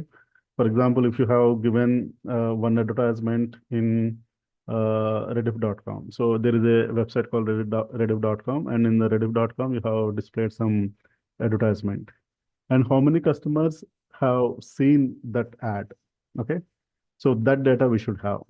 If you are not able to get the data, how many people, how many visits are there, how many hits are there, how many likes are there, how many shares are there, we used to do in Facebook and all. Okay, if this data is not available, then we cannot evaluate whether our digital marketing campaign is successful or not. Okay, so any entrepreneur, before they adopt this digital marketing to promote their products and services, they must make sure that the availability of these 5 Ds with the customer, with the entrepreneur, and in between customer and an entrepreneur, it must be there. Otherwise, the digital marketing may fail. Right. So this is what we want to discuss today in today's session. So these are the different digital marketing techniques. I am going to explain what is a particular technique and what is the applicability and how the advertisement can be passed. Okay, so these are the different digital marketing techniques, most popular techniques used by most of the firms or entrepreneurs. So starting from search engine optimization, search engine marketing, social media marketing, email marketing, mobile marketing, affiliate marketing, online reputation management, display advertising, content marketing. So these are the different techniques. Okay, so all these techniques, they do the same job. Okay, so all these techniques, they do same job. And the job is sending message from entrepreneur to the customer. Okay, sending the message, that means your advertising message or the commercial message, whatever the message you want to send it to your customer. So the message will be sent from the entrepreneur to the customer. And we are going to use this many digital marketing techniques, depending on the applicability, depending on the situation. We may adopt any of these digital marketing techniques. Now, starting with search engine marketing and search engine optimization. Okay, so these are the two most popular digital marketing techniques nowadays. Okay, so here I think you know the concept of search engine. Okay, search engine like Google. If you open Google, so what it will do? So the people are going to type some keywords, and once you press the button, then Google is going to display some results. So each result is a web page, and if you click on any of these links, and you will be taken to some other web page. Okay, that we know. So how the search engine is going to work. So how the search engine will do? So the customer, that means your user or your target customer, is going to type some keywords in the Google search bar, and then Google is going to give the links, which means the results, or you can say search engine results to the user. And depending on the text availability, the user is supposed to click on any particular link. Then the user will be taken to some other website or web page. Now, what exactly the marketing here? Okay, so what we can do? Say, for example, if you are an entrepreneur, okay, and you are selling a product. Say, for example, let us take a very simple example. An entrepreneur located in Amravati and the Vijayawada region, for example, Amravati, Vijayawada, Guntur region. For example, there is an entrepreneur, and the entrepreneur is selling papads. Okay, I am taking very simple example, papad. Okay, and that entrepreneur wants to promote papads made by him or made by their family in that Amravati region. Okay, and they want to use this digital marketing or search engine marketing. Now, what they have to do, first of all, they should have a web page. Okay, so a web, it need not be a website. It can be a simple web page. They can purchase any web space from, for example, GoDaddy.com or any other vendor. So where they sell some web space. So this person can purchase some web space. They can create a web page or website, and they can describe their product in their web page, like best papad in Vijayawada, or best papad in Guntur, or best papad in Amravati, tasty papad, like that. So they can identify some keywords, and using those keywords, they can develop the website. Okay, website in the website. Then, say, for example, any customer in this region, if they are typing, I want to purchase best papad in this area, then automatically, because that entrepreneur already described something on their web page, and Google is going to populate their web page as a search engine result. But here condition is the keywords entered by the user, like best papad in Vijayawada, and the text in the web page of that entrepreneur must be matching. Okay, need not be exact match. It can be a simple matching. Okay, then automatically Google is going to populate the web page in search engine result page. Then, say, for example, if I am the customer, I am typing best papad in Vijayawada, and the result will be displayed. I'm going to click on that, and the information or the message can be sent to that particular user. Okay, so this is how the search engine will work. So what we need to do, if you are an entrepreneur, so you need to identify what are the keywords used by your target customer, like best papad, tasty papad, or papad in Vijayawada, papad in Guntur, something like that. Okay, so you need to identify the keywords, and using those keywords, you need to describe your web page so that the keywords used by your user and the keywords used in your web page description must be matching. Then automatically Google is going to populate your web page into, or your web page as a search engine result page. Okay, so now, what is the difference between search engine marketing and search engine optimization? It's simple thing. Search engine optimization is free. Okay, you need not pay anything to Google. But whereas search engine marketing is paid, that means you are going to pay money to Google. So that means if you are using search engine marketing, you are going to pay money to Google, and you will be asking Google that whenever any user is typing best papad in Vijayawada, you have to populate my web page as a first result in the Google result. For example, if you see MBA admission is there. Okay, so there is one result at the top, get top MBA, and it is mentioned as ad. Okay, now it is mentioned as sponsored. Okay, sponsored or ad, which means the moment you see the word sponsored or ad along with the search engine result, that means it is a Google ad only. So it is not a real result. It is the result given by Google by taking money from that particular person. Like we give money to any TV channel, and we are going to ask TV channel to display my advertisement, and the TV channel is going to take money from me, and they are going to display my ad. Similarly, the same way here in search engine marketing, Google is going to take money from the entrepreneur, And then they are going to display that entrepreneur website or web page as a first result. Okay, so that is search engine marketing, which is paid one. But whereas search engine optimization, it is a free one. Google is not going to take any money.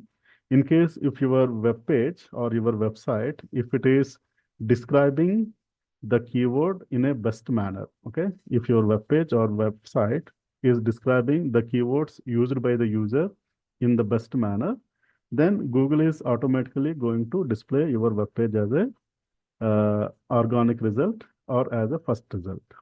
Okay, so if you are using search engine marketing means it is paid advertising in Google. If you are using search engine optimization means it is a free advertising in Google. Okay, both the things. Then second one is web advertising or display advertising, or you can say web advertising. Okay, so this is the second digital marketing technique. So in this digital marketing technique, what the entrepreneur should do, they need to create an advertisement. For example, here if you see, this is the website of rediff.com. And there is a advertisement, Best Doctors. Okay, Best Doctors is one of the app. So they are going to they are giving this advertisement on rediff.com. Okay, so it is simple as if you are giving your advertisement in newspaper. For example, there is Enadu newspaper. In Enadu newspaper, you are giving an advertisement. The same way here also, instead of newspaper, we are going to identify some website like rediff.com. And we are going to give an advertisement on the front page of rediff.com or home page of rediff.com. Okay, and we need to pay money. So what is the size of this ad? That means how many centimeter square you are occupying on the screen. Okay, for example, if you take this particular ad, so I think hardly it is going to take 50 centimeter square. Okay, and within this 50 centimeter square, they are going to charge money depending on the centimeter square, this much. And how much time you are going to keep this ad? Are you going to keep this ad for 24 hours or 2 days, 3 days? So you need to pay that money. So here the communication, how the communication will take place, the users, whoever typing rediff.com, okay, so for some other purpose, so they are going to see this particular ad. Okay, for example, if you see rediff.com, so it is going to give news, it is going to give business news, it is going to give news related to movies, sports, cricket, or any other related news. That means the people who wants to get news related to any of these items, generally they visit this rediff.com, and whenever they are visiting the rediff.com, one advertisements will be displayed for them. Okay, and rediff.com is going to take money from all these advertisements from those entrepreneurs or the people. So this is called display advertising or web advertising. But here, one condition we should see that whether your target customer is opening this particular rediff.com or not. If your target customer is not having the habit of opening this rediff.com website, okay, so better don't publish your ad in this rediff.com. Okay, that means simply if you go to traditional marketing, if you know that your target customer is not reading Enadu, and your target customer is reading Sakshi, then what we do, we are going to place our advertisement in Sakshi. Okay, Sakshi paper other than Enadu paper. The same way here. If your target customer is not visiting rediff.com and visiting some other website, then better you publish your ad in that some other website, not in this rediff.com. Okay, so this is the concept of display advertising, another digital marketing technique. Then the third one is email marketing. I think no need to explain about this. Create an email, and you are going to create an advertisement inside the email, and you will be posting that email to your target customer. Simple. Okay. For example, this is an advertisement of SBI card, SBI credit card. So what they do, so they are going to create an email. And inside the email, they are going to create an advertisement. So, and this ad will be sent to the target customer as an email. So I'm going to receive this email and I'm going to click on any of the email. If I click on that email, what happens? It will be opened, and inside the email, there will be an advertisement. Okay, simple. Okay, now here again, the condition is you should know that being a digital entrepreneur or digital marketer, you should know that your target customer is having an email and the email is correct one, and your target customer is opening the email on frequent basis, they are going to open the email. For example, your target customer, unfortunately, they do not have the email and they are not having the habit of using the email, then better you don't use this email marketing. Okay. So we should be very sure that your target customer must be using email and they are opening email regularly. Then only this will work. Otherwise, don't go for this email marketing. It is as simple as post. For example, previously used to get the post, okay, register post or speed post kind of thing, where we used to get some pamphlets, brochures from different people. Okay. So now what they are doing, instead of sending the hard copy of register post, hard copy of the brochure and all, so they are sending the same hard copies in form of soft copies, and they are sending us to email instead of our physical address. Now, social media marketing, another important technique. Okay, so social media marketing, I think no need to explain, most of us are using Facebook or Instagram or any other social media. So here, what happens? There is a target customer, and the target customer should be there on social media. For example, take Facebook, and the target customer will be using Facebook to see the post or to see the messages or to see the pictures or videos posted by their friends. Okay. For example, I have some 1000 friends in my Facebook account. Okay. And I will be, or I can be connected with all these 1000 friends through this Facebook account. And I am going to receive photos or videos or posted by any of these 1000 friends. And randomly, I will also be posting my photos, my videos on my Facebook account, and where those 1000 friends of mine, they are also going to see the pictures or the images or the videos posted by me as I am looking at other posts. Okay, so this is why the people are going to use the social media. Okay, so they want to post their images. That means they want to tell about themselves. They want to tell about how they are living, what they are doing, what are their achievements in their day-to-day life, and what they want to say to this 1000 people. And similarly, they also want to see what these 1000 people are doing, what are the achievements of this 1000 people, and what these 1000 people are communicating to him. Okay, so it is like a network, and where the messages will be exchanged between one person to another person among these 1000 friends. Okay, so generally this is the purpose of Facebook. Now, the entrepreneur, they can take the advantage of this 1000 people or more than 1000 people, the friend network, whatever the network is there. And because we know that our target customer is spending good amount of time on Facebook, now it is an opportunity for us, because any person is constantly spending some time on something. So there is an advertising opportunity for us to promote our products or services. So here what Facebook will do. So Facebook is having a platform like Facebook Business something. So you need to take the account from that platform, and you can create a Facebook ad in that platform. Okay, like you are entering with your login ID in this Facebook. And similarly, you need to register yourself in the business edition of the Facebook, and you should get a login ID. And there you can create a Facebook ad. And you can give your user ID or user details of this Facebook account there, and automatically you need to pay the money, and your Facebook ad will be displayed in your account. So the moment your Facebook ad displayed in your account, automatically that Facebook ad will be displayed to all the 1000 people who are there in your friend network. Okay, so that means you are broadcasting your message, or you are sending your message to all these people. That is number one. And number two, here you are going to use some hashtags, like hashtag, for example, now the elections are going on. So hashtag elections 2024, something like that. So you are going to create some keywords, and you are going to create some hashtags. And these hashtags will be liked by so many people or followed by so many people, and the ad will be displayed to all those people. Okay, so this is how the Facebook advertisement will be done.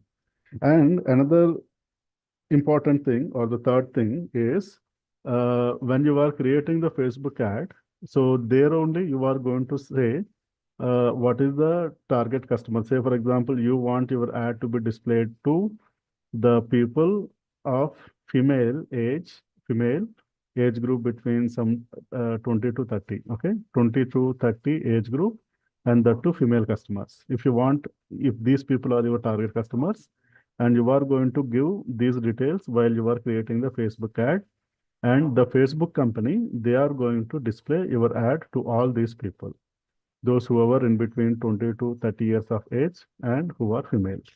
Okay, so this is how the social media marketing will be done. The same process in LinkedIn, same process in Instagram, same process in Twitter. Okay, so you need to identify your target customers, age, gender, income, and all, region, geographical location, and all. And you need to create a advertisement using their business account. And from that business account, you can display the advertisement.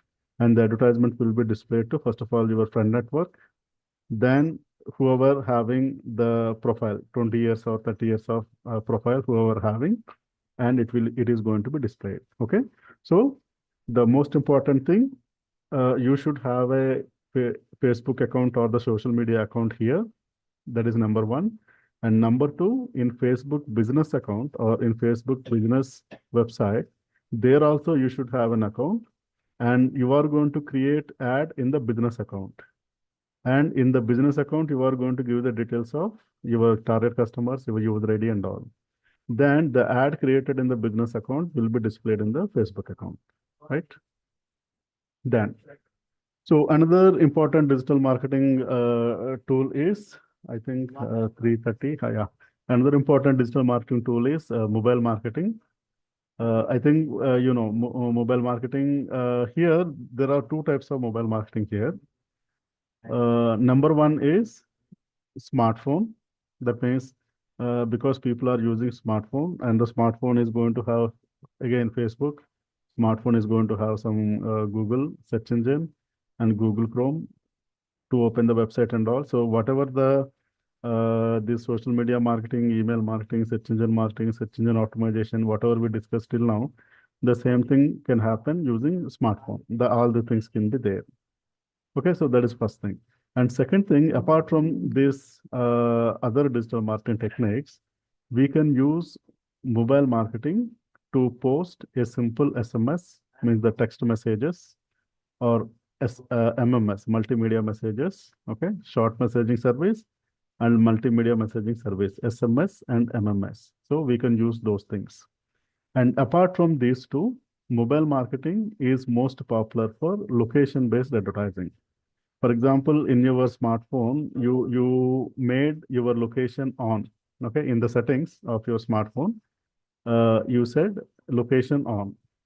So that means the moment when you put your location on, so that location can be used by many of the apps installed in your mobile. Okay, many of the apps installed in your mobile, and those apps will be sending your location information to different people. Okay, because you have given location access to those apps, and you made your location on, and those apps will be sending your movement, physical movement, to different people. Then obviously the people whoever are there they want to do this digital marketing, or the entrepreneurs who wants to do digital marketing, they will try to send the messages to you. Okay, for example, again, I am opening Google in my smartphone, and Google search I opened, and in Google search I am typing best restaurant in Vizag. Okay, and I made my location on. So then Google will give like search engine marketing results and search engine optimization results. That means paid results it will give as part of search engine marketing, and free results it will give as part of search engine optimization, like we discussed. And apart from these two, Google will give you location-based result. So it is going to tell you best restaurant around you, because Google knows your location, because you made your location on. So because the people know your location, the entrepreneurs online, they know your location, so they start sending the messages to you. So this is the best restaurant, or this is the nearest restaurant, something like that. So mobile marketing can happen like that. Okay, so mobile marketing can be used to send a simple message, or SMS or MMS, or it can be used for location-based advertising. Or because your smartphone allows all other apps, you can use this search engine marketing, website marketing and all. Okay, so that is about mobile marketing. Then blogging. So this is another important digital marketing tool. So in blogging, what happens? So generally, blogging will be done by the expert. Okay, for example, because I am into marketing, I am into academics, and I am teaching marketing. So I have knowledge in marketing. So I can be a blogger, okay, and I can start writing blogs, okay, about marketing, because I am having some expertise in that. But I cannot write blog on any automobile. I cannot write blog on any computer hardware, because I am not expert in that. So the concept of blogging is there is an expert, okay, and the expert is having expertise in a particular area, and the blogger will start writing blogs, start writing something in that expertise. Okay. Now here the point is again how the communication will be done, or how the marketing is done. So for example, you have a customer, and you are selling some again food items. Okay, some food items you are selling, or you are a restaurant owner and you are selling some food items, and there is a blogger or a chef who is running a blog, and there are some followers for that particular chef. Okay, and you know that some of your target customers are following that particular blogger, because your followers are interested in food, and the blogger is also interested in food.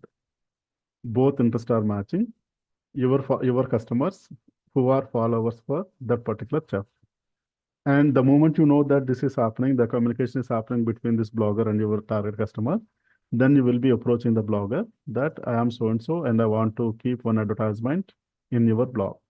So for which I am going to pay money to you, and I am going to create an advertisement, a simple image advertisement, and I will be asking the blogger to keep my advertisement in your blog. And the blogger will be taking money from this entrepreneur or the marketer, and they are going to keep the advertisement in their blog.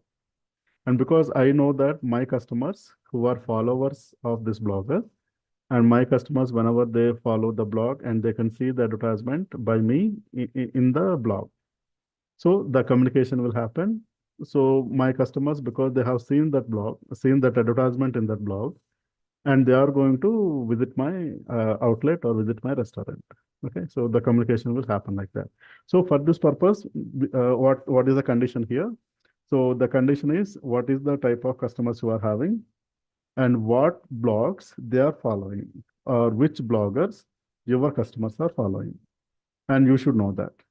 If you are able to know that your target customer is following a particular blogger, then obviously, being an entrepreneur, you can approach that blogger and you can ask them, I am going to pay money to you, and you should be putting my advertisement in your blog.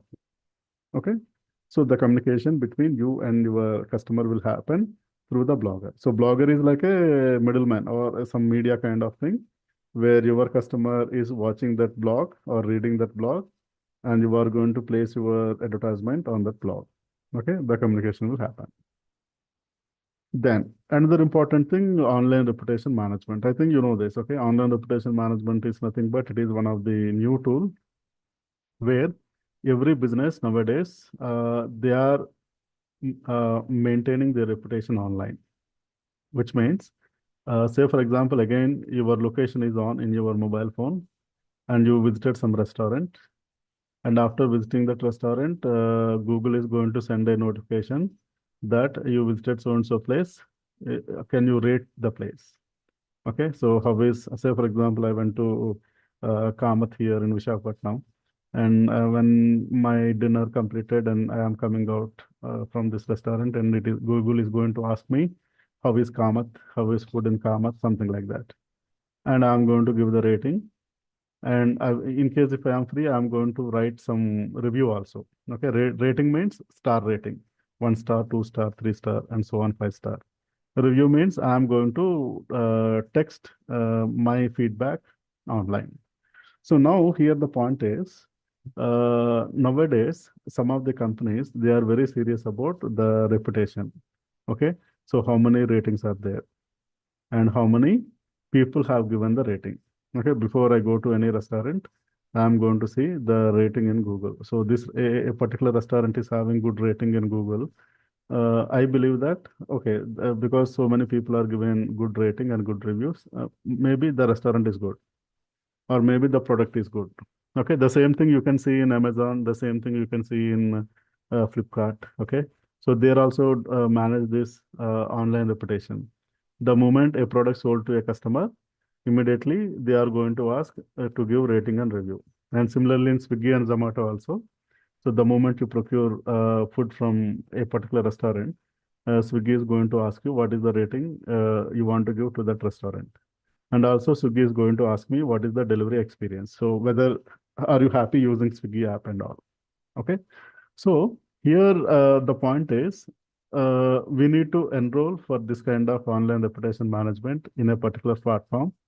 So Google will allow you. So in case if you are a businessman, like an entrepreneur, and you want to have this online reputation management, and Google will be allowing you to register your business by taking a Google business email ID. Sometimes it will allow the consumer email ID also.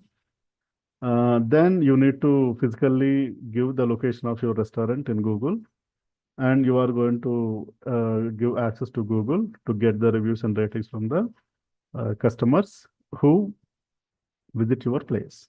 Okay. Now it is one part. That means enrollment of your business into Google or any other platform, which enable your customers to give the rating and review. Okay. So this is part one. And part two is, say for example, if you are getting good ratings and reviews, that is good. Okay. But unfortunately, if you are getting bad reviews, so the people are giving only 1 star rating, and they are rating the food is very bad or the ambience is very bad, something like that. So they are giving some negative reviews. Okay. Now, how you are going to act? How you are going to take that negative rating and negative review, and how you are going to improve your business so that the people are going to give you good rating and restaurant. Okay. So that is the second part. Okay. If you are not very keen on second part, don't go for first part. That means if you are not able to improve your business basing on the ratings and reviews, better you don't practice this online reputation management. Okay, better you don't enroll your business into this if you don't have money, or if you are not very keen on improving your business. Okay, if you are very keen on improving your business, then only you enroll your business into online reputation management. Then whatever the negative ratings and negative reviews, unfortunately, if you are getting, try to fix those things in your business. Okay. For example, take in Ola and Uber also. Okay. The moment they drop the customer, they are going to ask, give me rating. Okay. So because if they are getting 5-star rating now, so they are going to get some good money from this Ola and Uber. Okay. Yeah. So they are going to be most preferred drivers or most premium drivers on these platforms. Right. So that is another tool which is called as online reputation management. Okay. So now within 10 minutes, I will stop. So here now, so in every tool, when I'm telling search engine optimization or social media marketing, mobile marketing and all, so I'm saying that you must be very sure whether your customer is using that or not. Okay. So for that purpose, there is something called customer persona. Now, what do you mean by customer persona? Customer persona is nothing but you need to know your customer is looking like this. Okay, you need to know that how my customer is, how my customer looks like. Okay, so this customer persona is nothing but the digital personality of your customer. That means, say, for example, if your business, being an entrepreneur, if your business is having, say, for example, some 10 lakh customers, 10 lakh target customers are there. So for this 10 lakh target customers, you are going to create an average customer persona or average customer personality so that you should know most of the details of these 10 lakh customers. Okay. So previously in traditional business, we used to say the customer profile or the target customer profile if you are using traditional marketing techniques. But now if you are using the digital marketing techniques, the same thing we are saying customer persona or digital personality of your customer. Okay. So you need to gather the details related to all these things. So the personal information of your customer. Now, how we are going to get this information? The answer is simple. We are going to do some survey. Okay, a market survey we are going to do. Market survey, that means we are not going to meet all these 10 lakh customers. We are going to take a sample size of 1,000 or 2,000 kind of thing. And we are going to meet them and we are going to get the information. And after that, we are going to create a digital personality of our customer. Okay. So the information related to the customer, like personal information, what is their average age, gender, marital status, what kind of income they are having, what kind of education they are having, and what is the professional information of the customer, and what are the values and fears of the customer, what are the goals and challenges of the customer, and where exactly they are, geographically where they are living, what kind of areas they are living. Okay, any other negative information is there related to customer. Okay, by gathering all this information, we are going to create a digital personality like this. Okay, so my customer will be looking like this. Okay, need not be a software engineer, or it can be, say, for example, if your customer is a farmer. Okay, so you are selling some some agricultural product to a particular farmer. For the farmer also, you can create this digital personality. Of course, farmers may not be using the digital devices and all. That is a different thing. But for example, I'm saying, okay, so any target customer, if you are having, so you are going to, or you should have the profile of your customer.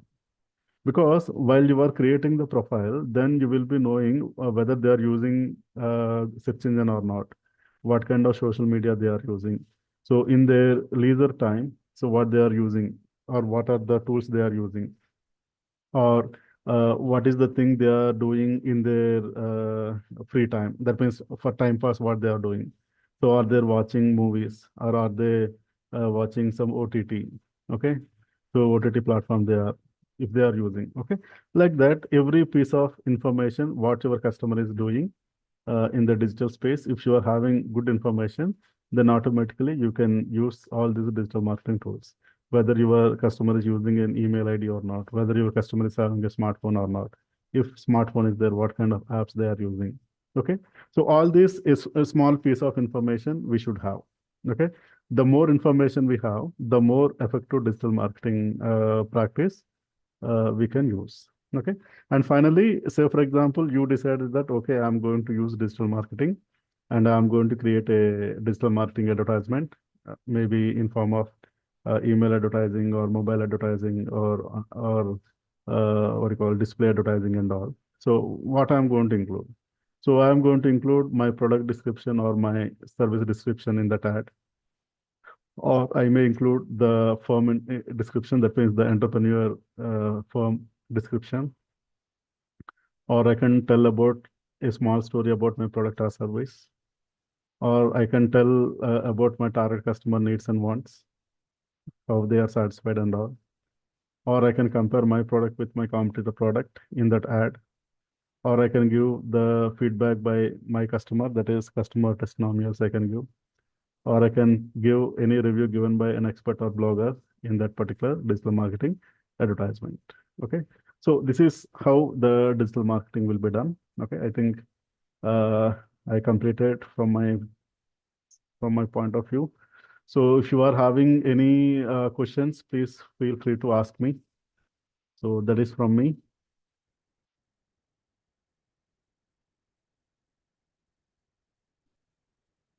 Yeah, any questions, please? So thank you very much, sir. Would you like to ask any questions regarding this wonderful session?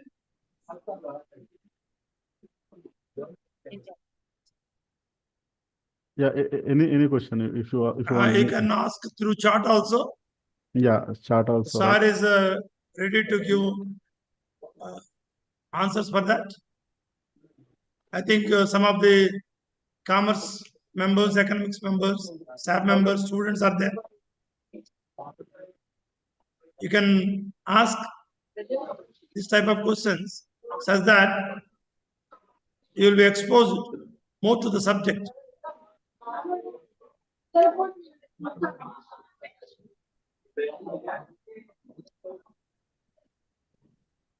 So, thank you, sir. Thank you, Thank sir. you, Devi Prasad Garu. Yeah, I You are also. spending your valuable time with us. Thank you, sir. And Thank you even very though much. some disturbances are there, you are there with us and bear with us. And thank you once again on behalf of the YVNR Government Degree College. Thank you very much. Thank you, sir. Thank you, all of you, sir. Thank you. Thank you. Thank you. Thank you, sir. Devi Prasad ji. Thank you, sir. Thank Thank you. Thank you for giving me this opportunity. Thank you very Okay, much. sir. Thank you. Thank you. Now, it is time to have another wonderful message by Dr. P.V. Brahmachari Garu, Associate Professor, Department of Biotechnology, Krishna University, Machilipatnam. He is there with us. And now, I invite D. Sujata Garu, a lecturer in commerce, and also the Joint Secretary of the International Webinar, to introduce such a wonderful person to the audience. Thank you, sir. Thank you, madam.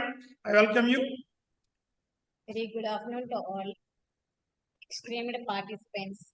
I, Sujata Dasari, lecturer in commerce, YVNR Government Degree College, Elo District. Gives me great pleasure to introduce our esteemed guest speaker, P. Veera Brahmachari, Associate Professor, Department of Biotechnology, Krishna University. Dr. P. Veera Brahmachari stands as a distinguished figure in the realm of microbiology, carrying the torch of knowledge and research forward in the scenic town of Machilipatnam. As an associate professor, embodies the question of academic excellence and a passion for understanding the integrate all of microorganisms and also digital entrepreneurship. Speaker's academic journey is distinguished by remarkable accomplishments which include earning a Doctor of Science in Biotechnology from Sambalpur University, PhD in Microbiology from Goa University, and completing course in Patent Law and Intellectual Property Rights at the National Law School of India, University in Bangalore. His educational background is extensive, encompassing esteemed institutes across India. Dr. Brahmachari's research endeavors have taken him across continents, from being a NIAP postdoctoral research fellow in Australia to a DBT postdoctoral fellow in India.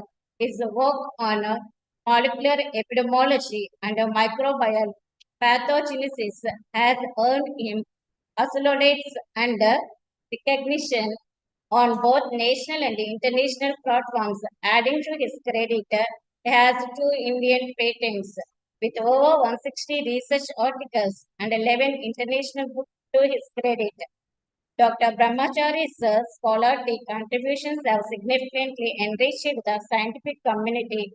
He has also been honored with various awards and fellowships, including the Science Education Research Board Young Scientist Award and the Dr. V. Ramalingeshwar Swamy Memorial Award for Biomedical Sciences. As we eagerly anticipate Dr. Brahmachari's insights on entrepreneurial marketing in the digital era, please join me in giving a heartfelt welcome to Dr. P. Veera Brahmachari Garu. Thank you, sir. Thank you, one and all. Thank you, madam. Now it is time to hear a wonderful talk from Dr. Professor Brahmachari Garu. He is a versatile man. He is an eminent in administration and biotechnology, intellectual property rights, and entrepreneurship. We welcome you, sir. I think Dr. Jalababu Garu, please make Sir. our Brahmachari Garu as a co-host. Yes, sir. I already co-host, sir, now. Sir. Sir, are you there, sir? Brahmachari Garu?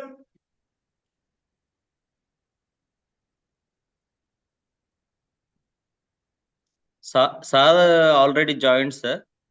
But he is joined, I think.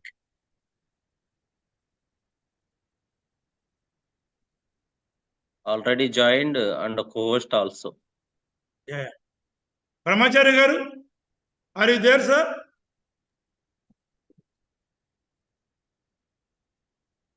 Yes, sir. Yes, sir. Yes, sir. Yes, sir. Sir, a small request, sir. Now the time is 4 o'clock. We want to complete our program by 5 p.m., sir. So you can speak up to 4:50 or something like that. No problem. Then last 10 minutes we'll close the session, sir. Thank you, sir. No problem. No problem. You are the co-host, sir. We welcome you. I think I'm presenting it, right? Yeah. So is my voice audible, sir, to all of you? Yes, sir. Your voice is audible. A little bit louder is better. Okay, fine. It's taking a little time to streaming up. 1 second.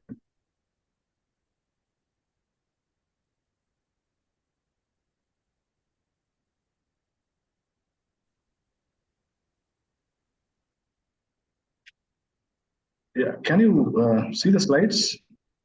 Yeah. Yes, sir. Can you see? Wait a second. Yes, sir. Yes.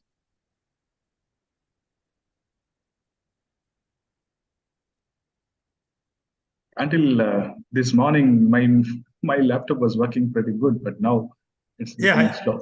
So is it okay, sir, now? Yeah, it's just opening. It's just streaming up. Okay. 1 second. Once probably the stream.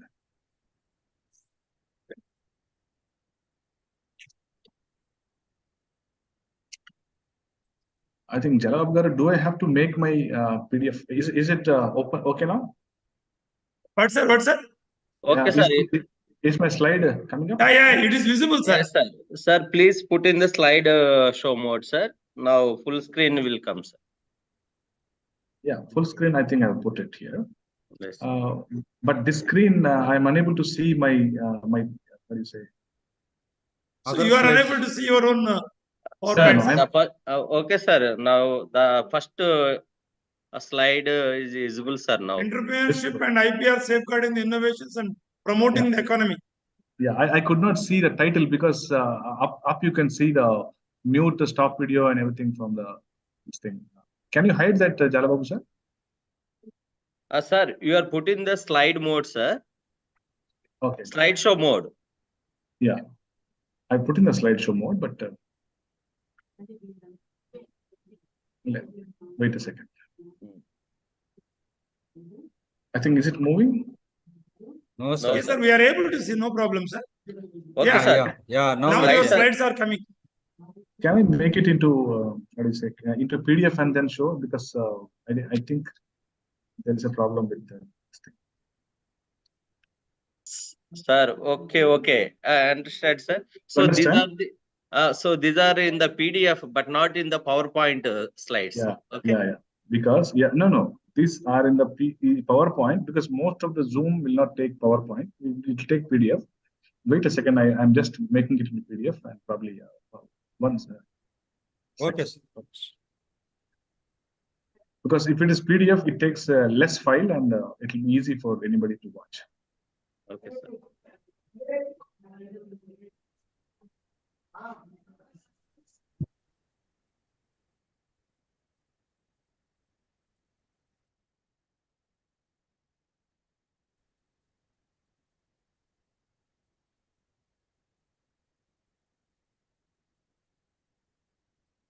I'll stop share this one PDF. Yes, sir. You will again share, sir. Yeah.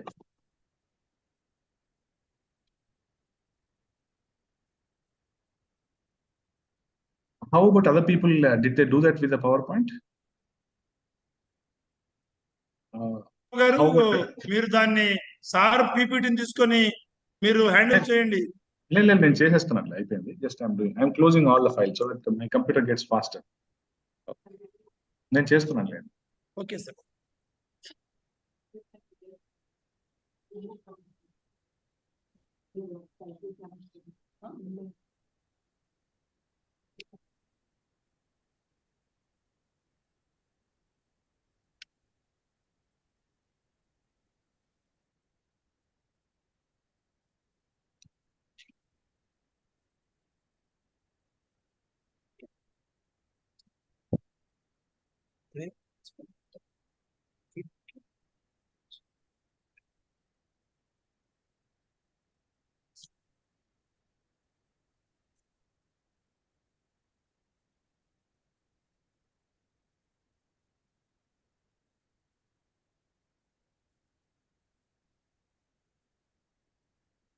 I think I'm 20 minutes before the schedule, sir. Yeah. 20 minutes. Okay. 1 second. I'm done, sir. I'm opening it.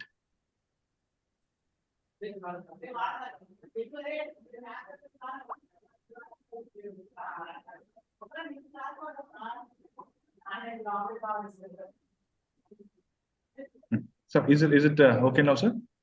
Yes, sir. It's okay now. Yes, sir. Next time, sir, whenever you ask anybody if there is a delay, definitely their computer or their RAM must not be good enough to pick up a PPT, because PDF will be a much smaller file to pick up anything. And so ask anybody to present in PPT, PDF, sir, instead of PPT. Okay, Yes, sir. sir. Yes, sir. Thank you. Thank you for the sessions. Right, sir. Right. And very good afternoon to the esteemed and the distinguished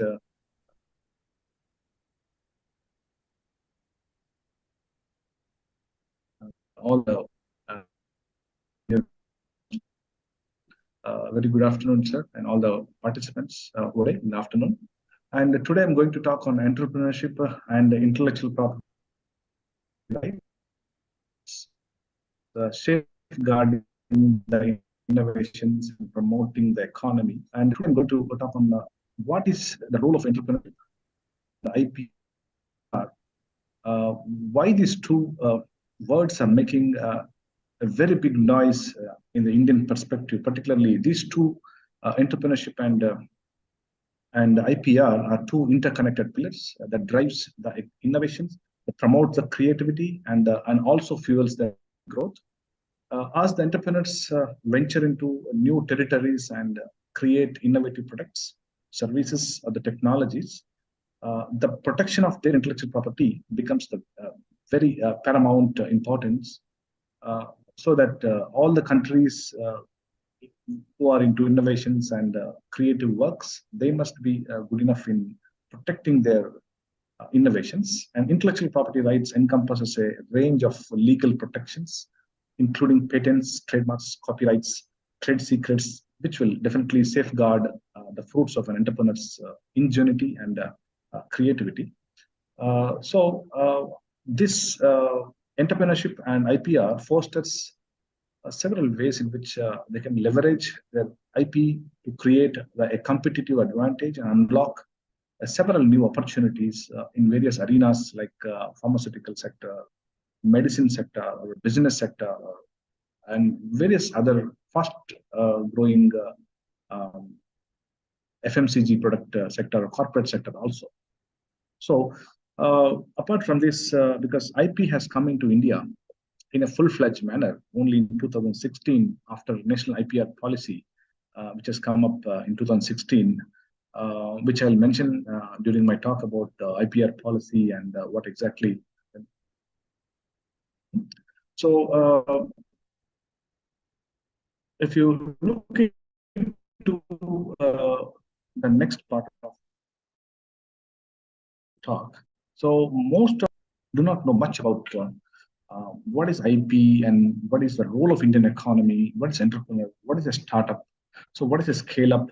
So there are different jargons which we are listening very frequently in the Indian perspective. A week ago, there was a big startup Maha Kumbh Mela, which was inaugurated by the Prime Minister of India in New Delhi. So all the universities and all the colleges where the startup incubation centers were being set up, were being invited to Delhi to showcase their innovation or innovative idea or invention with regard to that. And several investors and several venture capitalists have also visited the place, and also there was a lot of startup business going on. Especially there were nearly around 25 to 30,000 startup innovative event, and the Prime Minister has inaugurated it at a very large scale. And nowadays, Indian government, particularly UGC, is looking into only innovations, patents, and outcome-based patents and commercial patents, and not just publication-based patents. So they are looking into outcome-based patents and commercial patents, particularly. And in the coming years, probably after the 2025 onwards, nobody is looking into your publications and these things. Probably there will be a large pressure on everybody, every individual, particularly in terms of patents and patent outcomes and commercializations and entrepreneurships, all these things. So before going into the great details of what is IP and everything, I think we must also learn about what is a patent, what is an innovation, what is an invention, what is a creativity, what is an idea, what is a scale up. So we look into all these things. Let me just introduce to you a brief basics of what is a tangible assets and intangible assets. If you look at the tangible assets, probably the land, labor, capital, vehicles, furniture, all comes under tangible assets. And intangible assets, knowledge, information, creativity, inventiveness, innovative ideas, all these comes under intangible assets. So the today's talk mainly mentions about the intangible assets, how the intangible assets in terms of ideas are going to get incubated at a particular place or a university or an institution, and how that idea is going to become a great entrepreneur, entrepreneurship, or enterprise. So if you talk about invention and innovation, yes, definitely there is a difference. The first confusion is to dismiss the difference between invention and innovation. So the invention refers to a new concept or a product that derives from individuals' scientific research. So if you look at the invention, that is something entirely new thing.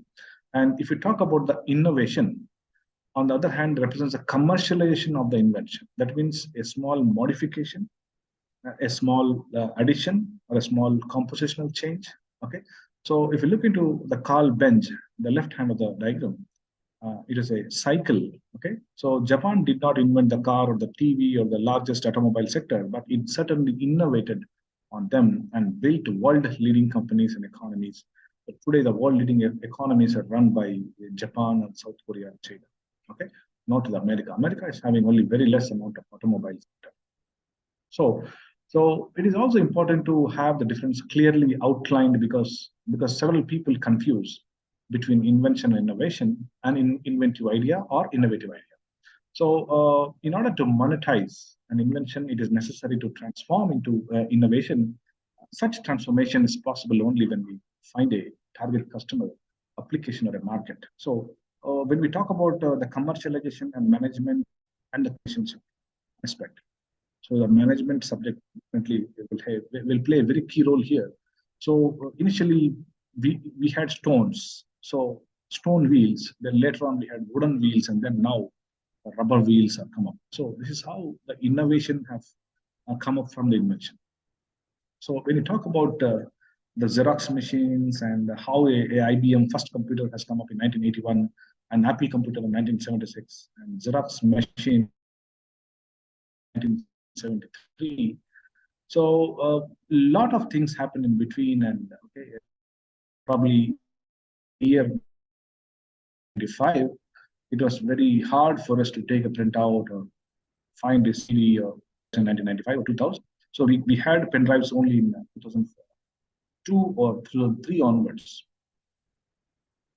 So if you look into the basic thing, so for a researcher, for Indian perspective, for everybody in the India, okay, so we actually look for publishing, mostly the publishing, the voluminous articles and number of articles and quantitative research. Okay, so whereas when you talk about the patents, it's nothing but keeping them the secrets, not enabling the competition in terms of production. So there is less insufficient data, the negative impact on other innovations also. So there is pros and cons when you talk about publishing and patenting. There are two things here. Okay, so when you look at the idea, so idea is a thought or a plan or a suggestion for a problem.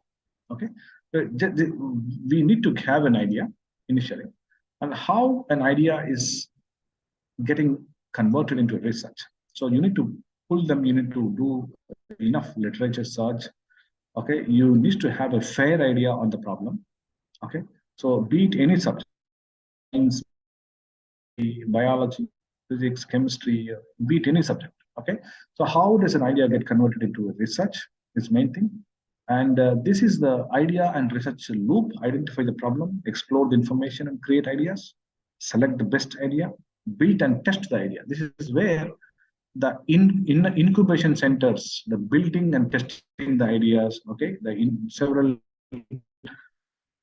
institutes are providing place for everybody to incubate your place, then build and test your prototype or the idea, and all these things are done in incubation center. So a particular person must have to identify a one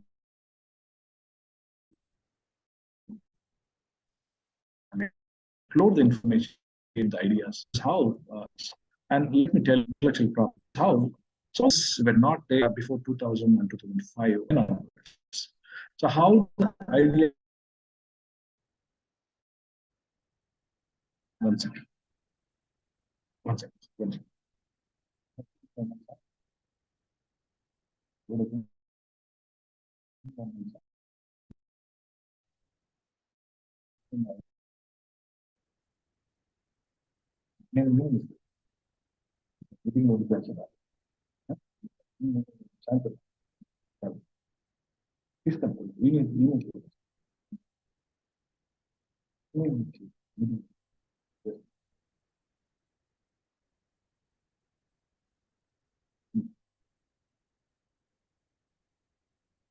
Okay, so how an idea with an expression gets into copyright, how an idea with a research and invention gets into patent, and how with an idea with a quality, with the identity gets into trademark, and how an idea with an appearance. So everything, for everything, idea is a very common thing.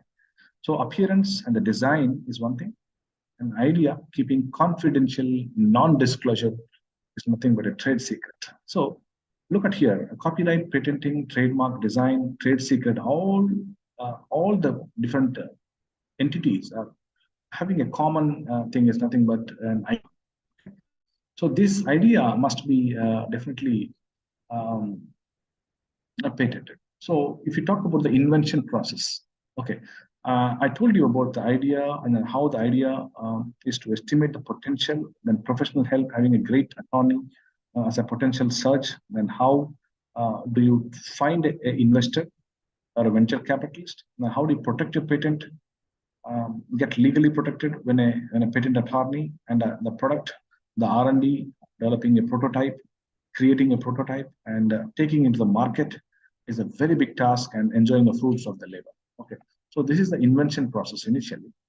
And when you talk about the innovative process, so innovation has several things linked to it. Okay? So most of us get confused between invention and innovation. So invented something new or speak to the enterprise innovation. So this is innovation. There is a triage. The triage which has been carried out at least an year's time at one particular incubation center. So the further development is needed to publicly disclosed. For that, something called triage. So this all the terminologies are patent terminologies. So all of you must be well acquainted with what is technology readiness and what is technology preparedness, and whether you want to go for a patenting or whether you want to go for a publication, whether you want to go for a licensing or spin out. Okay, so all these terminologies definitely will make a person more a commercial entrepreneur or innovator. So when you look at the patenting process, invention is the initial that sell the products or offer license, make a prototype, prepare the business plan, conduct research, file application, patent application, marketing your idea, examination of the patent application, then patent issuance continuation. There's a lot of terminology procedure with the patent issuance, maintenance fees, and build up your IP or IP portfolio. So this is the patent process. So when you look at make and from zero. So zero, how to become a maker is nothing but hacking things. It's called feasibility. And how does an innovator become from a maker? Hacking problems. So feasibility and desirability. And how does an innovator become an entrepreneur? So I will mention about innovator, entrepreneur, and startup. What is the difference between innovation, entrepreneurship, and a startup? So entrepreneur is nothing but hacking the opportunities, feasibility, desirability, and variability. So if you look into here, see, entrepreneur is a small person, and entrepreneurship is a process, and enterprise is an outcome. So if you can learn the difference between these three things, so a person, a process, and outcome. So these three things will definitely make a lot of sense for a person who's having a wonderful idea with him, how to crack a problem, and how does he want to look for an investor for his idea, and where does he do the triage, where does he do the incubation process, all these things. So let me tell you, there's a lot of difference between an employee and entrepreneur. Because nowadays there are a lot of hundreds and thousands of software companies in Delhi, Bangalore, Hyderabad, Chennai, Mumbai, Calcutta. There are so many companies, but a lot of the people working as employees are not having 100% satisfaction because they must have graduated from a very wonderful institutions. So definitely after working for 1 or 2 or 3 years, they come out and register themselves as a startup company in their own premises, in their own public and private places. So what happens is an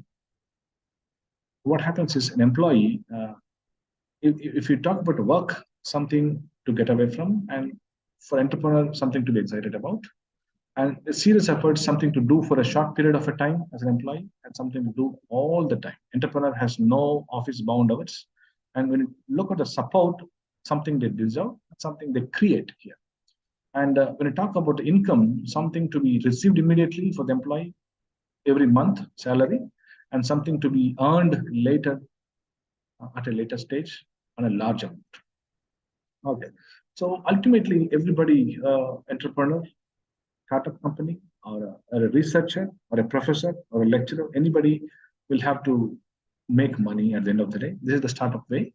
So find a ultimately, so whoever can make money with the help of a startups. So who are the funders? Who are the founders?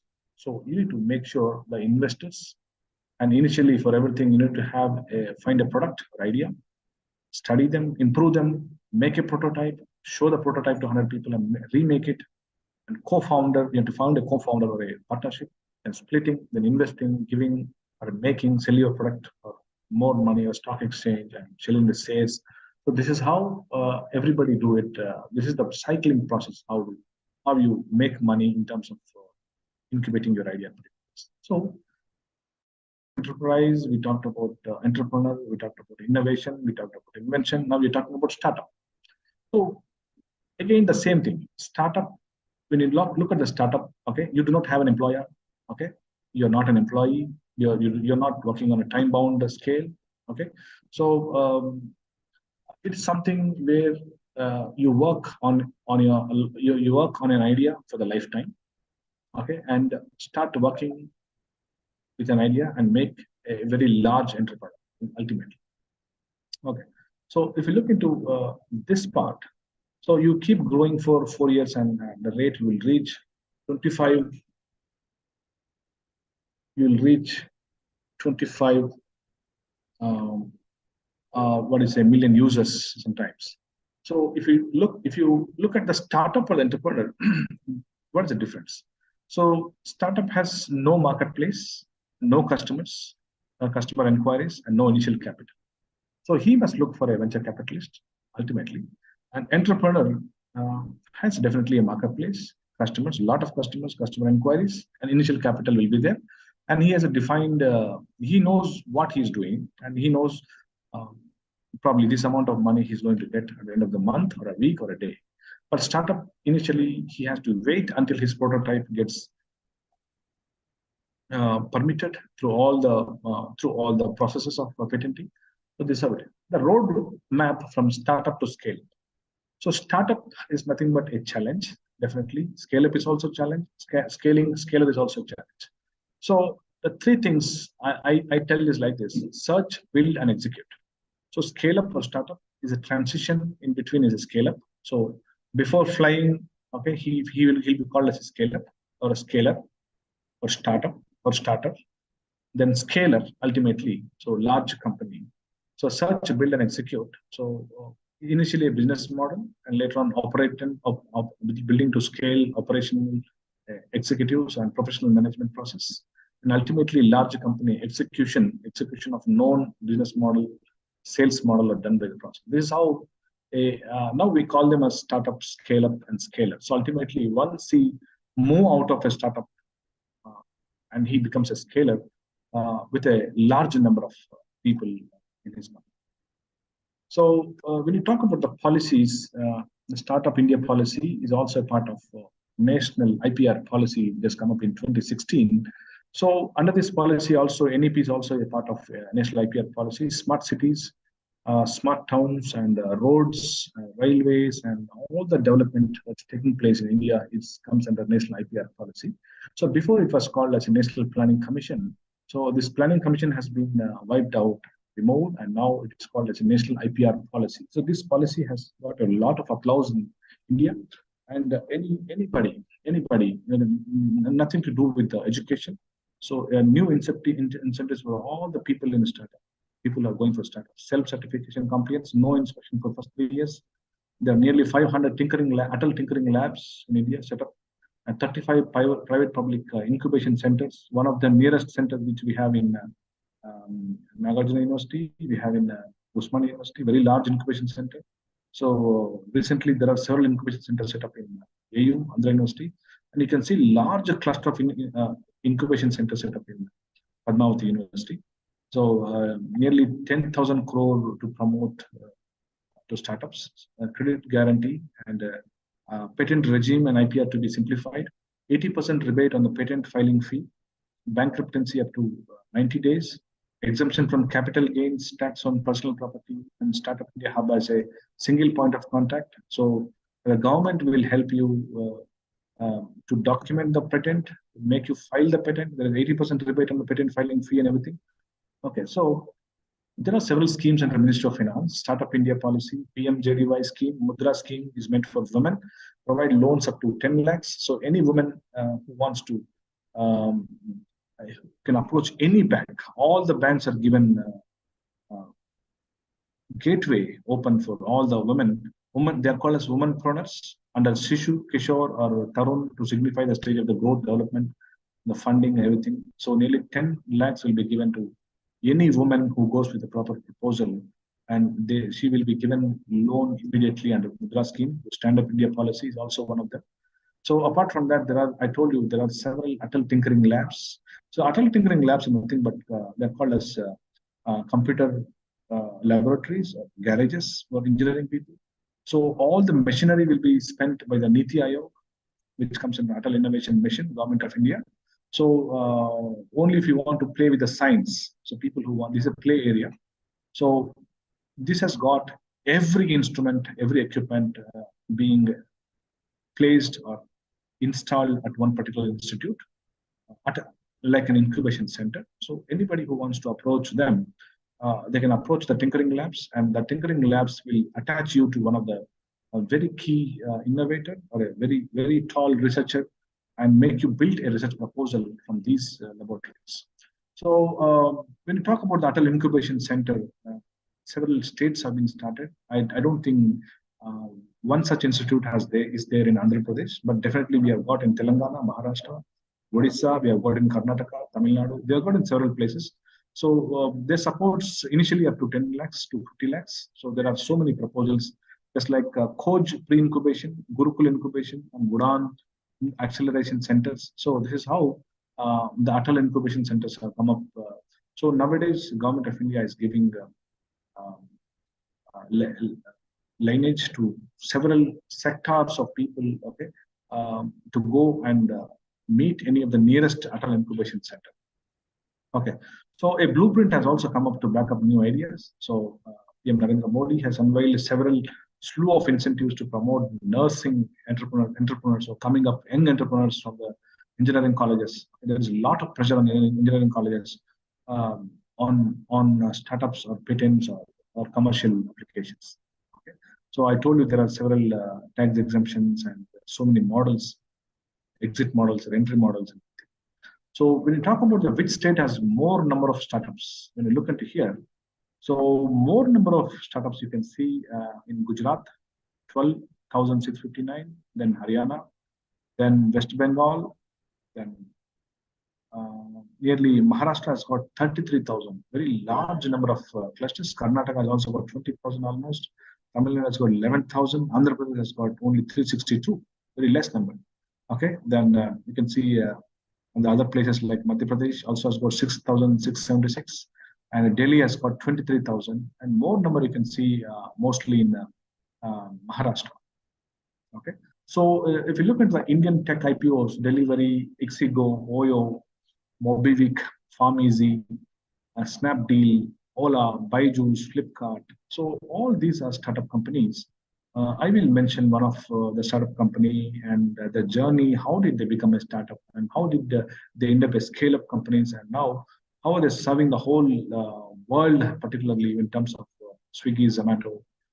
When you talk about the big basket, and it's also there everywhere, and PhonePe definitely. So nowadays we are not even doing any transaction single day without PhonePe or Google Pay. Okay, this is one thing. And India's startup ecosystem, this is third among the global startup ecosystem in the world, comparatively. Nearly 110 number of incubators and 28 years average of age people are there, and a 490 number of active investors and $5 billion of total funding until 2015, but now it is gone up to more than $40 billion. So third largest globally, and demography of founders. So there's a difference between founders and the funders. So who is going to fund, and what is the capital, and how many number of companies or startups, like 44 unicorn startups from India. Look at here. So Make My Trip, then Flipkart, Just Dial, Naukri.com, Ola, Quicker, Paytm, Byju's, Oyo, Zomato, Dhruva.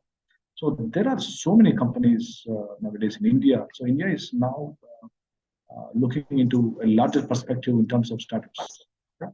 The highest funded startups in India, look at here, the Swiggy is the highest funded, and Oyo, Byju's, Paytm Mall or Zomato, and Udan, Time Labs, Policy Bazaar is also nowadays Policy Bazaar, and Grey Orange, CureFit. So every day, at least 100 new apps and new startup companies are coming up in India.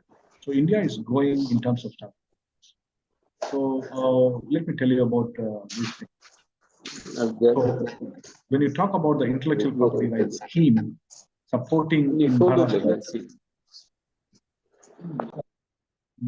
so initially Maharashtra is giving up to 2 lakhs, and at a larger scale, if your prototype is working pretty well, so they are giving for domestic intellectual patent application. The government of Maharashtra is giving 2 lakhs, and for international application, the government of Maharashtra is giving 10 lakhs. So such scheme is not there in Andhra Pradesh. So if you talk about the IP, so we have talked about initially what is what and why do we need to build a very strong economy in terms of GDP or growth ratio. Okay, so grows in all the ratio. When you talk about the GDP economy, definitely IP will come into picture, because 38% of the GDP of US economy completely relies on intellectual property rights, IPR. So keeping in view of the developed countries, why they are called developed countries, and why India is still underdeveloped countries, developing country, because we are not relying more on IP. So IP, we are not funding, we are not giving a lot of funding for startups, research, R&D development. So if you think it, just protect it. So because of its worth copying, it is worth protecting also. So for that reason, so when we try to copy something in nature, it's a miracle, but in legal circles, it's called infringement. So infringing somebody else's innovation or invention is called as infringement or copyright.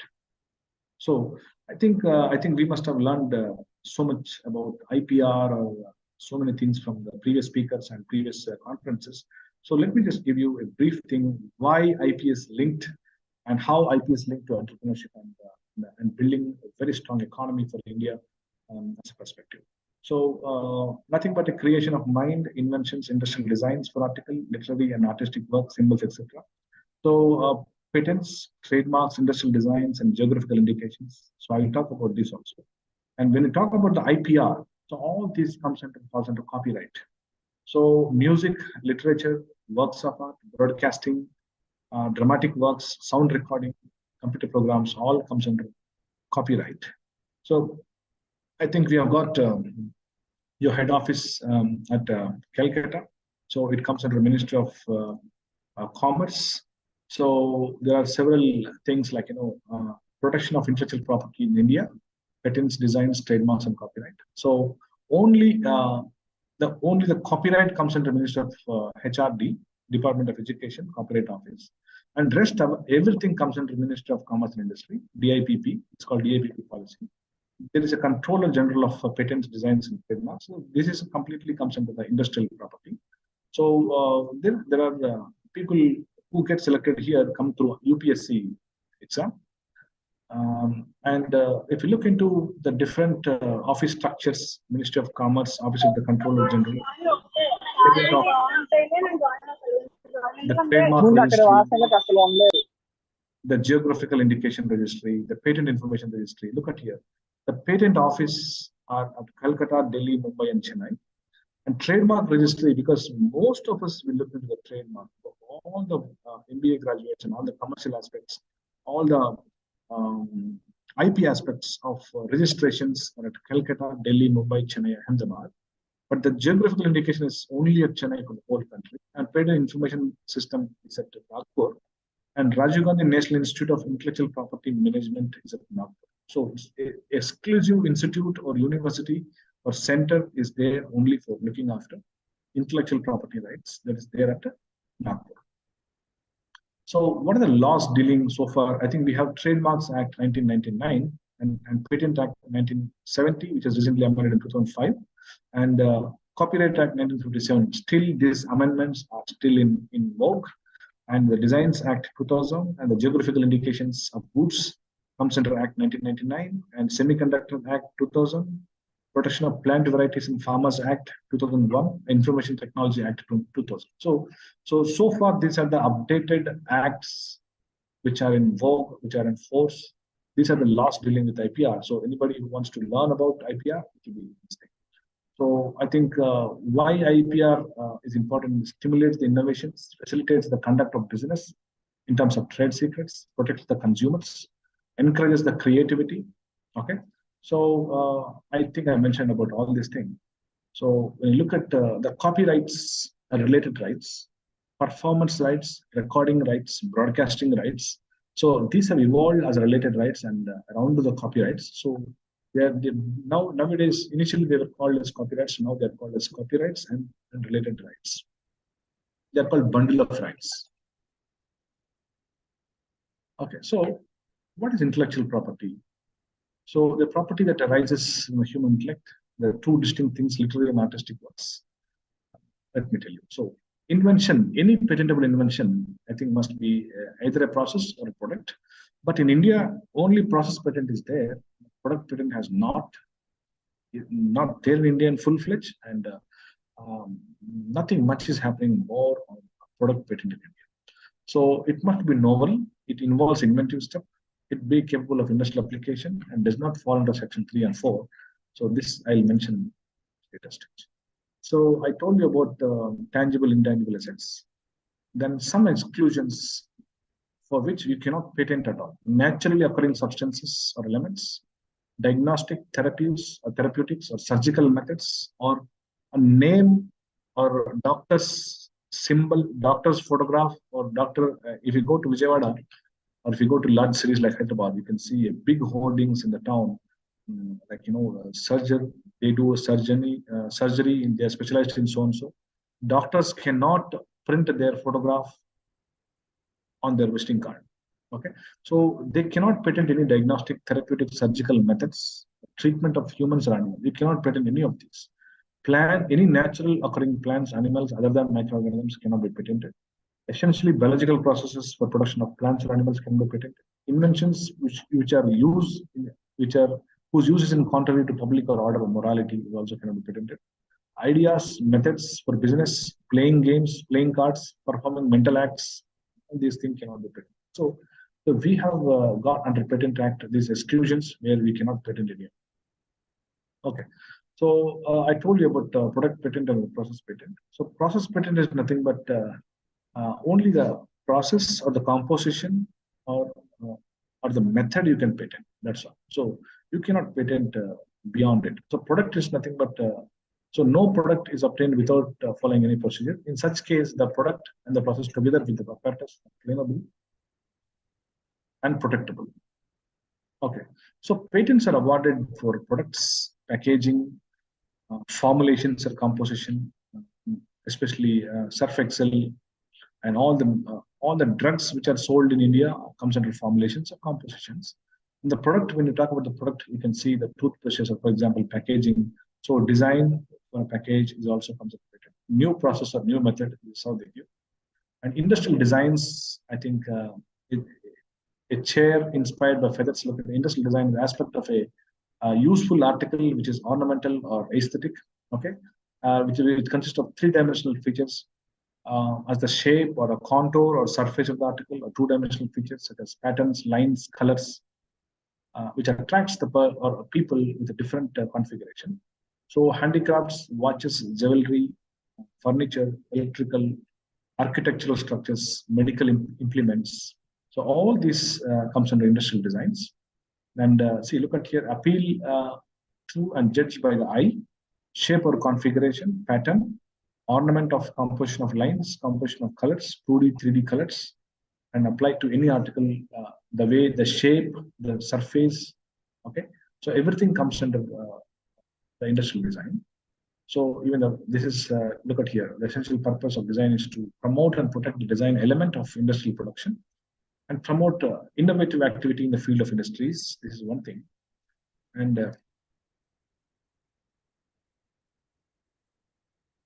look at here, industrial design, look at here, the electric jug. So the production you receive is only for the appearance of the article, not for how it works. Okay? So how it works comes under the product, not the industrial design. So the design registration is intended to protect designs which have an industrial or commercial use only. And duration of this protection is only for 10 years and extendable up to 5 years. That's all. Industrial design is only for 5 years, 10 years, extendable up to 5 years. So designing of stamps, labels, tokens, cards, playing cards, cartoons, part of an article not sold separately cannot be registered for the industrial designs. So keep in mind. So if you see the MRF tire, CR tire, even the pattern is also can be filed under design, industrial design. So the trademarks, I think words, letters, numerals, drawings, symbols, trade logo, trade symbol, trade smell, service mark, logo marks, okay, sound marks, fragrances, audible signs. Okay, so if you look into one tune made by A.R. Rahman, Airtel tune, I think Vodafone, I think it's Vodafone. Idea, all these tunes are given by Rahman. He has sold each tune for 5 crore rupees, and he cannot claim it after that. So if you look into the Sony camera, the camera opens towards the left, and Olympus opens towards the right. So the trademark has any sign which can distinguish the goods of one trader from another trader. Sign includes the words, logos, pictures, or a combination of any of these. So a trademark is used for a marketing tool. So what I tell you is, a trademark registration in India is just only 4,000 rupees. It's just 4,000 rupees. So what happens is most of the people study while studying, they register for trademark. They do e-commerce. They register in the name of their own name, and but they can obtain TIN or TAN number. So they get the trademark registration within 1 month, and they can do any kind of e-commerce business online while they study. So I have seen several students doing in Kevian College in Vijayawada, Ayala College or Siddhartha College. Most of the students have registered for trademark, and they do come to college every day, and they also have a evening business in the name of the trademark registrations. So it is just only 4,000 rupees for anybody to register. You can just go to the YouTube and check how to register trademark. You can get all the steps, and you can pay all the fee online. So these are the symbols: Nike, Apple, okay, Hilton, Mercedes-Benz, Pepsi, Lacoste, the Cologne. There's so many things. Just by symbol, you can tell that this is Mercedes-Benz, this is Pepsi, this is Lacoste. So this is how you can identify every trademark. A trademark may be filled with the appropriate national or regional trademark officer through WIPO system of international registration. Registration.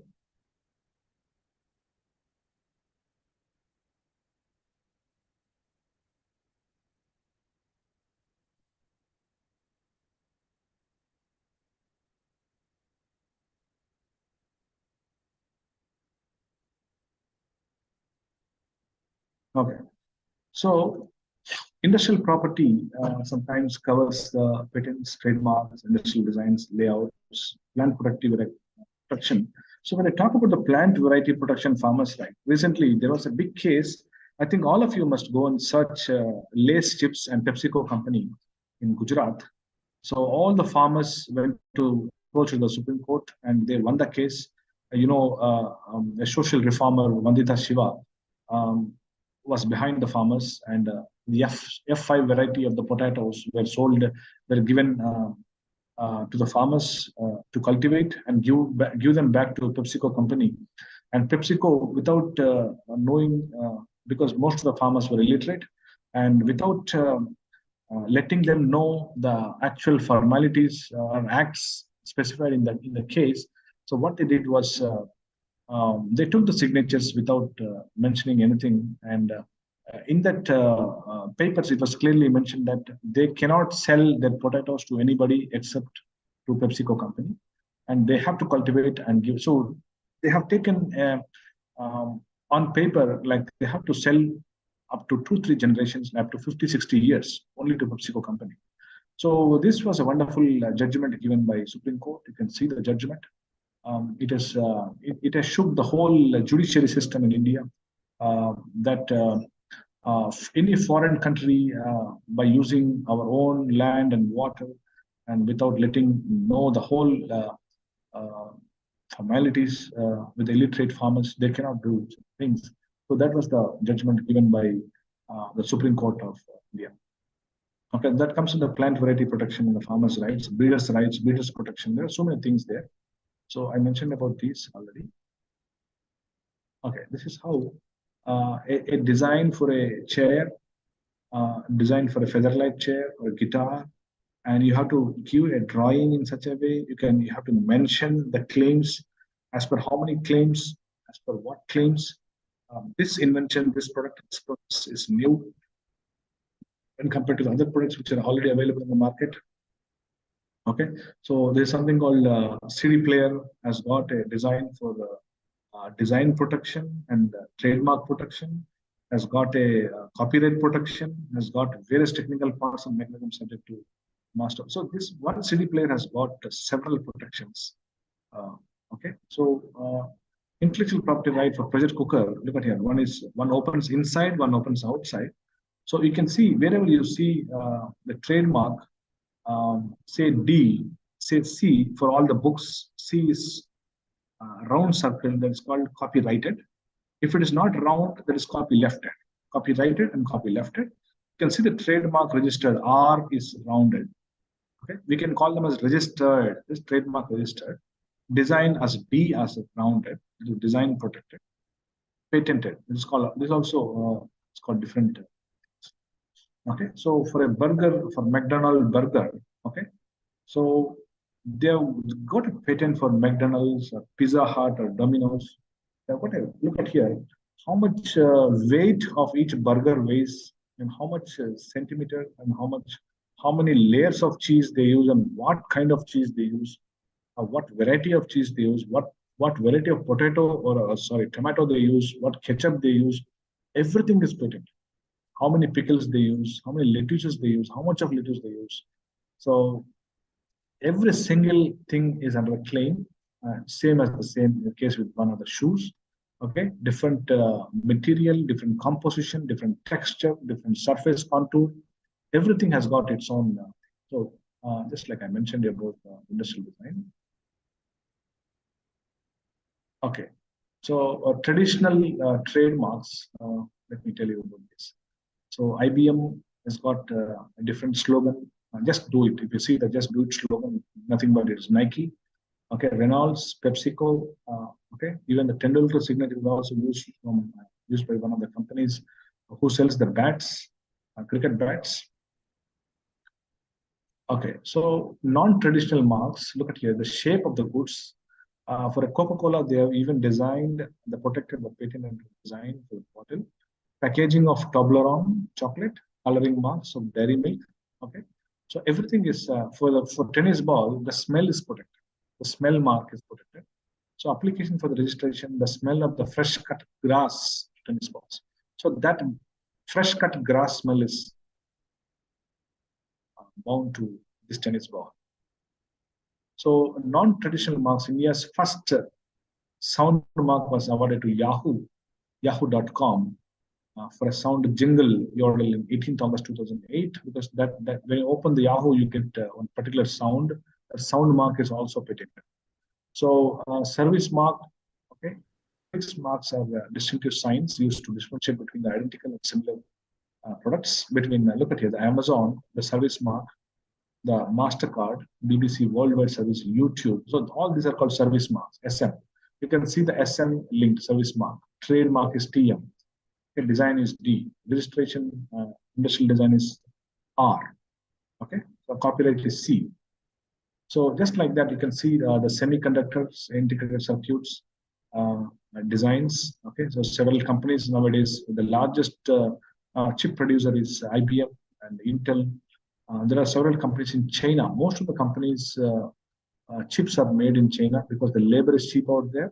So almost 95% of the chips are made in China, Taiwan, Korea, Philippines, and that countries, and very meager amounts, hardly 5 to 10% of the chips are made in India and some part of other countries.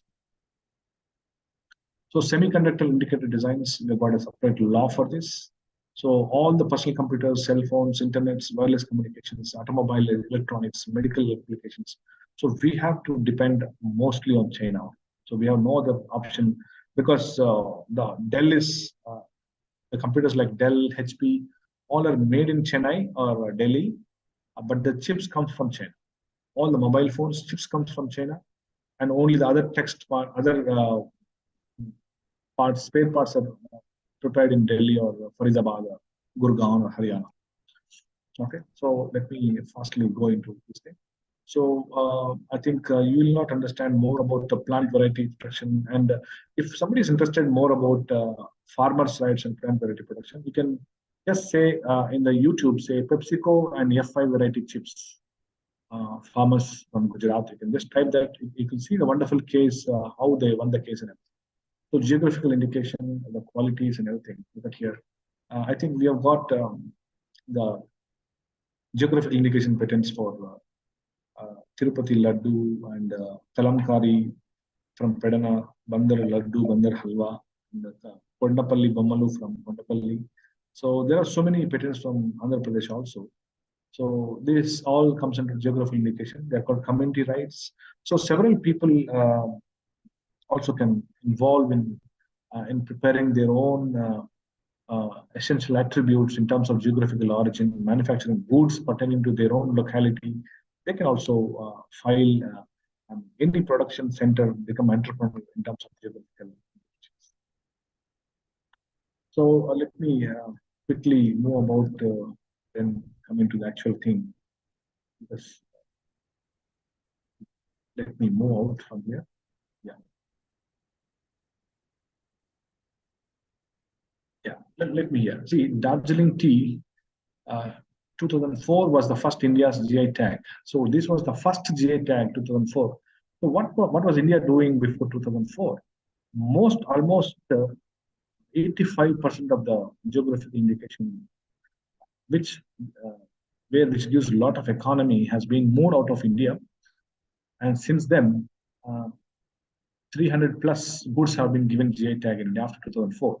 So Karnataka is the leading in filling the geographical indication applications with a total number of 39 geographical indications registered till date, followed by Tamil Nadu and Kerala. And I think we have very less number of, hardly AP has got 3 or 4 so far. So Kadaknath chicken is something called, is come from Chhattisgarh.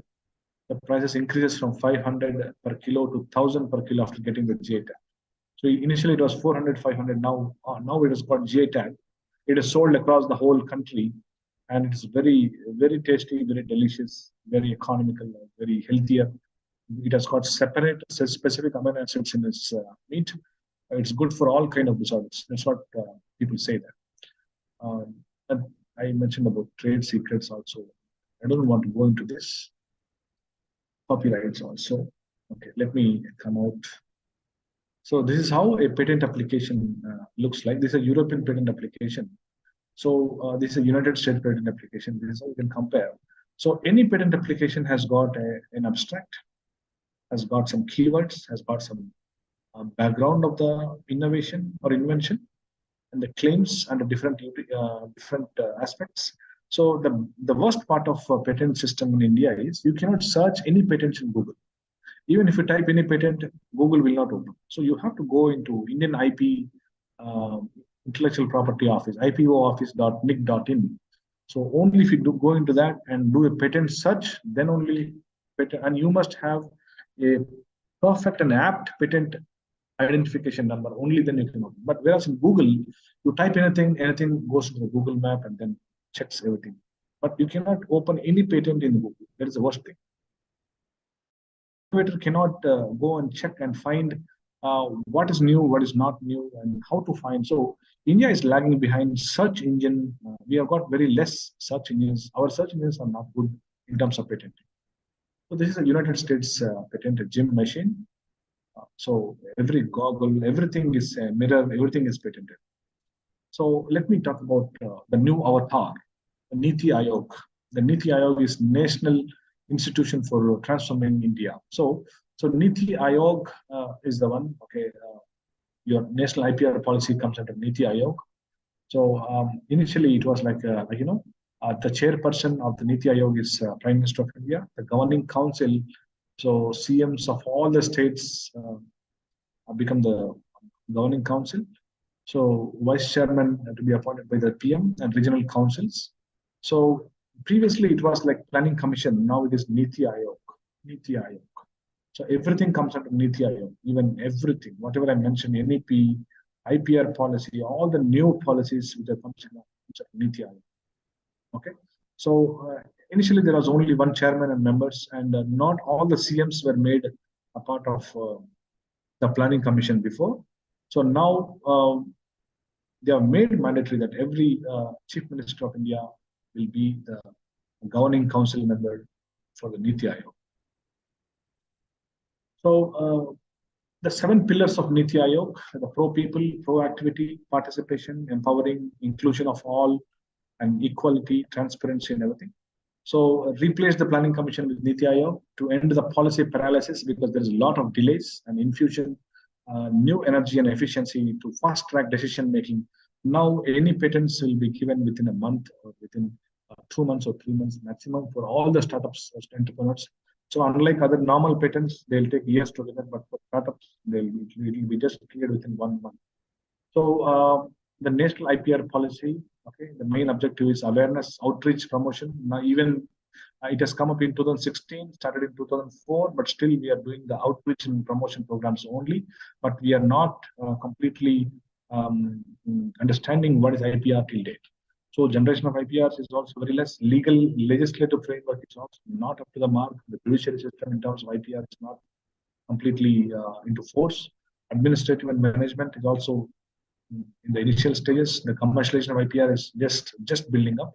enforcement and adjudication is also one thing, and human capital development. So this is where Modi wants to build the capital development, the economy, and everything in terms of.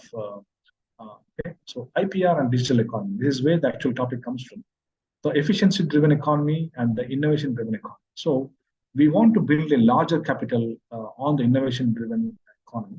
So IP creation, okay, the efficient IP laws, regulation. If you are stringent with the laws, regulations, enforcement, the strong government supports are needed for building a very strong IP commercializations and enforcement. So we need that.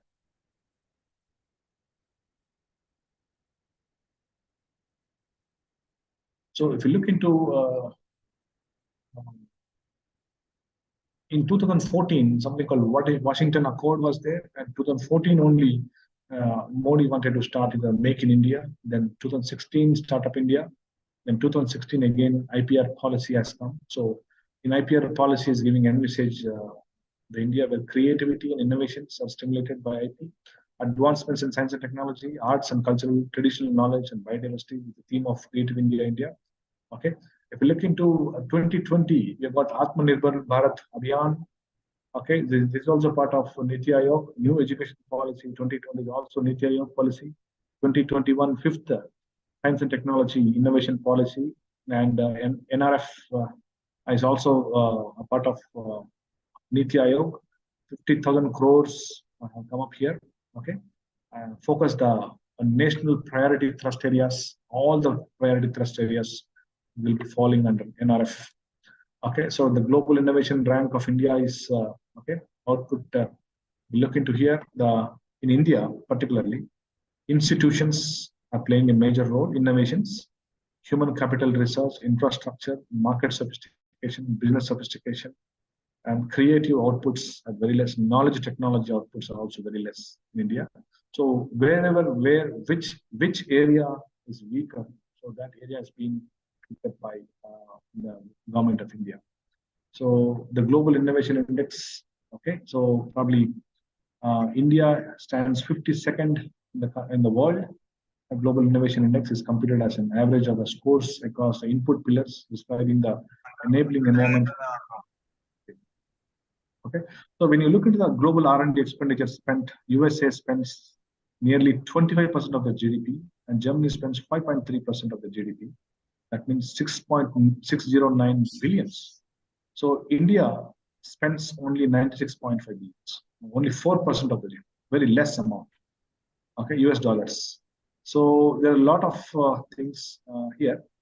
So research to innovation and how the product challenges, the business challenges, innovation challenges, how the product process challenges. There are so many challenges where this depends on the sponsored projects and the technology transfer, startups. So all the things falls under here: technology validation, and technology validation in operation, technology demonstration, and system demonstration in the real world. So this is where several people get failed in terms of startups. So there's one thing. Let me tell you how a technology transfers between industries or faculty exposure to industry interests or practices. So this is where Indian government is not able to bridge a gap between academia and industry. So if you can bridge a gap and develop a wonderful business development team, so that is where the market opportunity and protection for any patents. So with a joint operation system, the technology transfers can be made much faster and quicker. So how to make commercializations and everything. So let me draw. I think I'm near to, I think I wanted to mention several things, sir.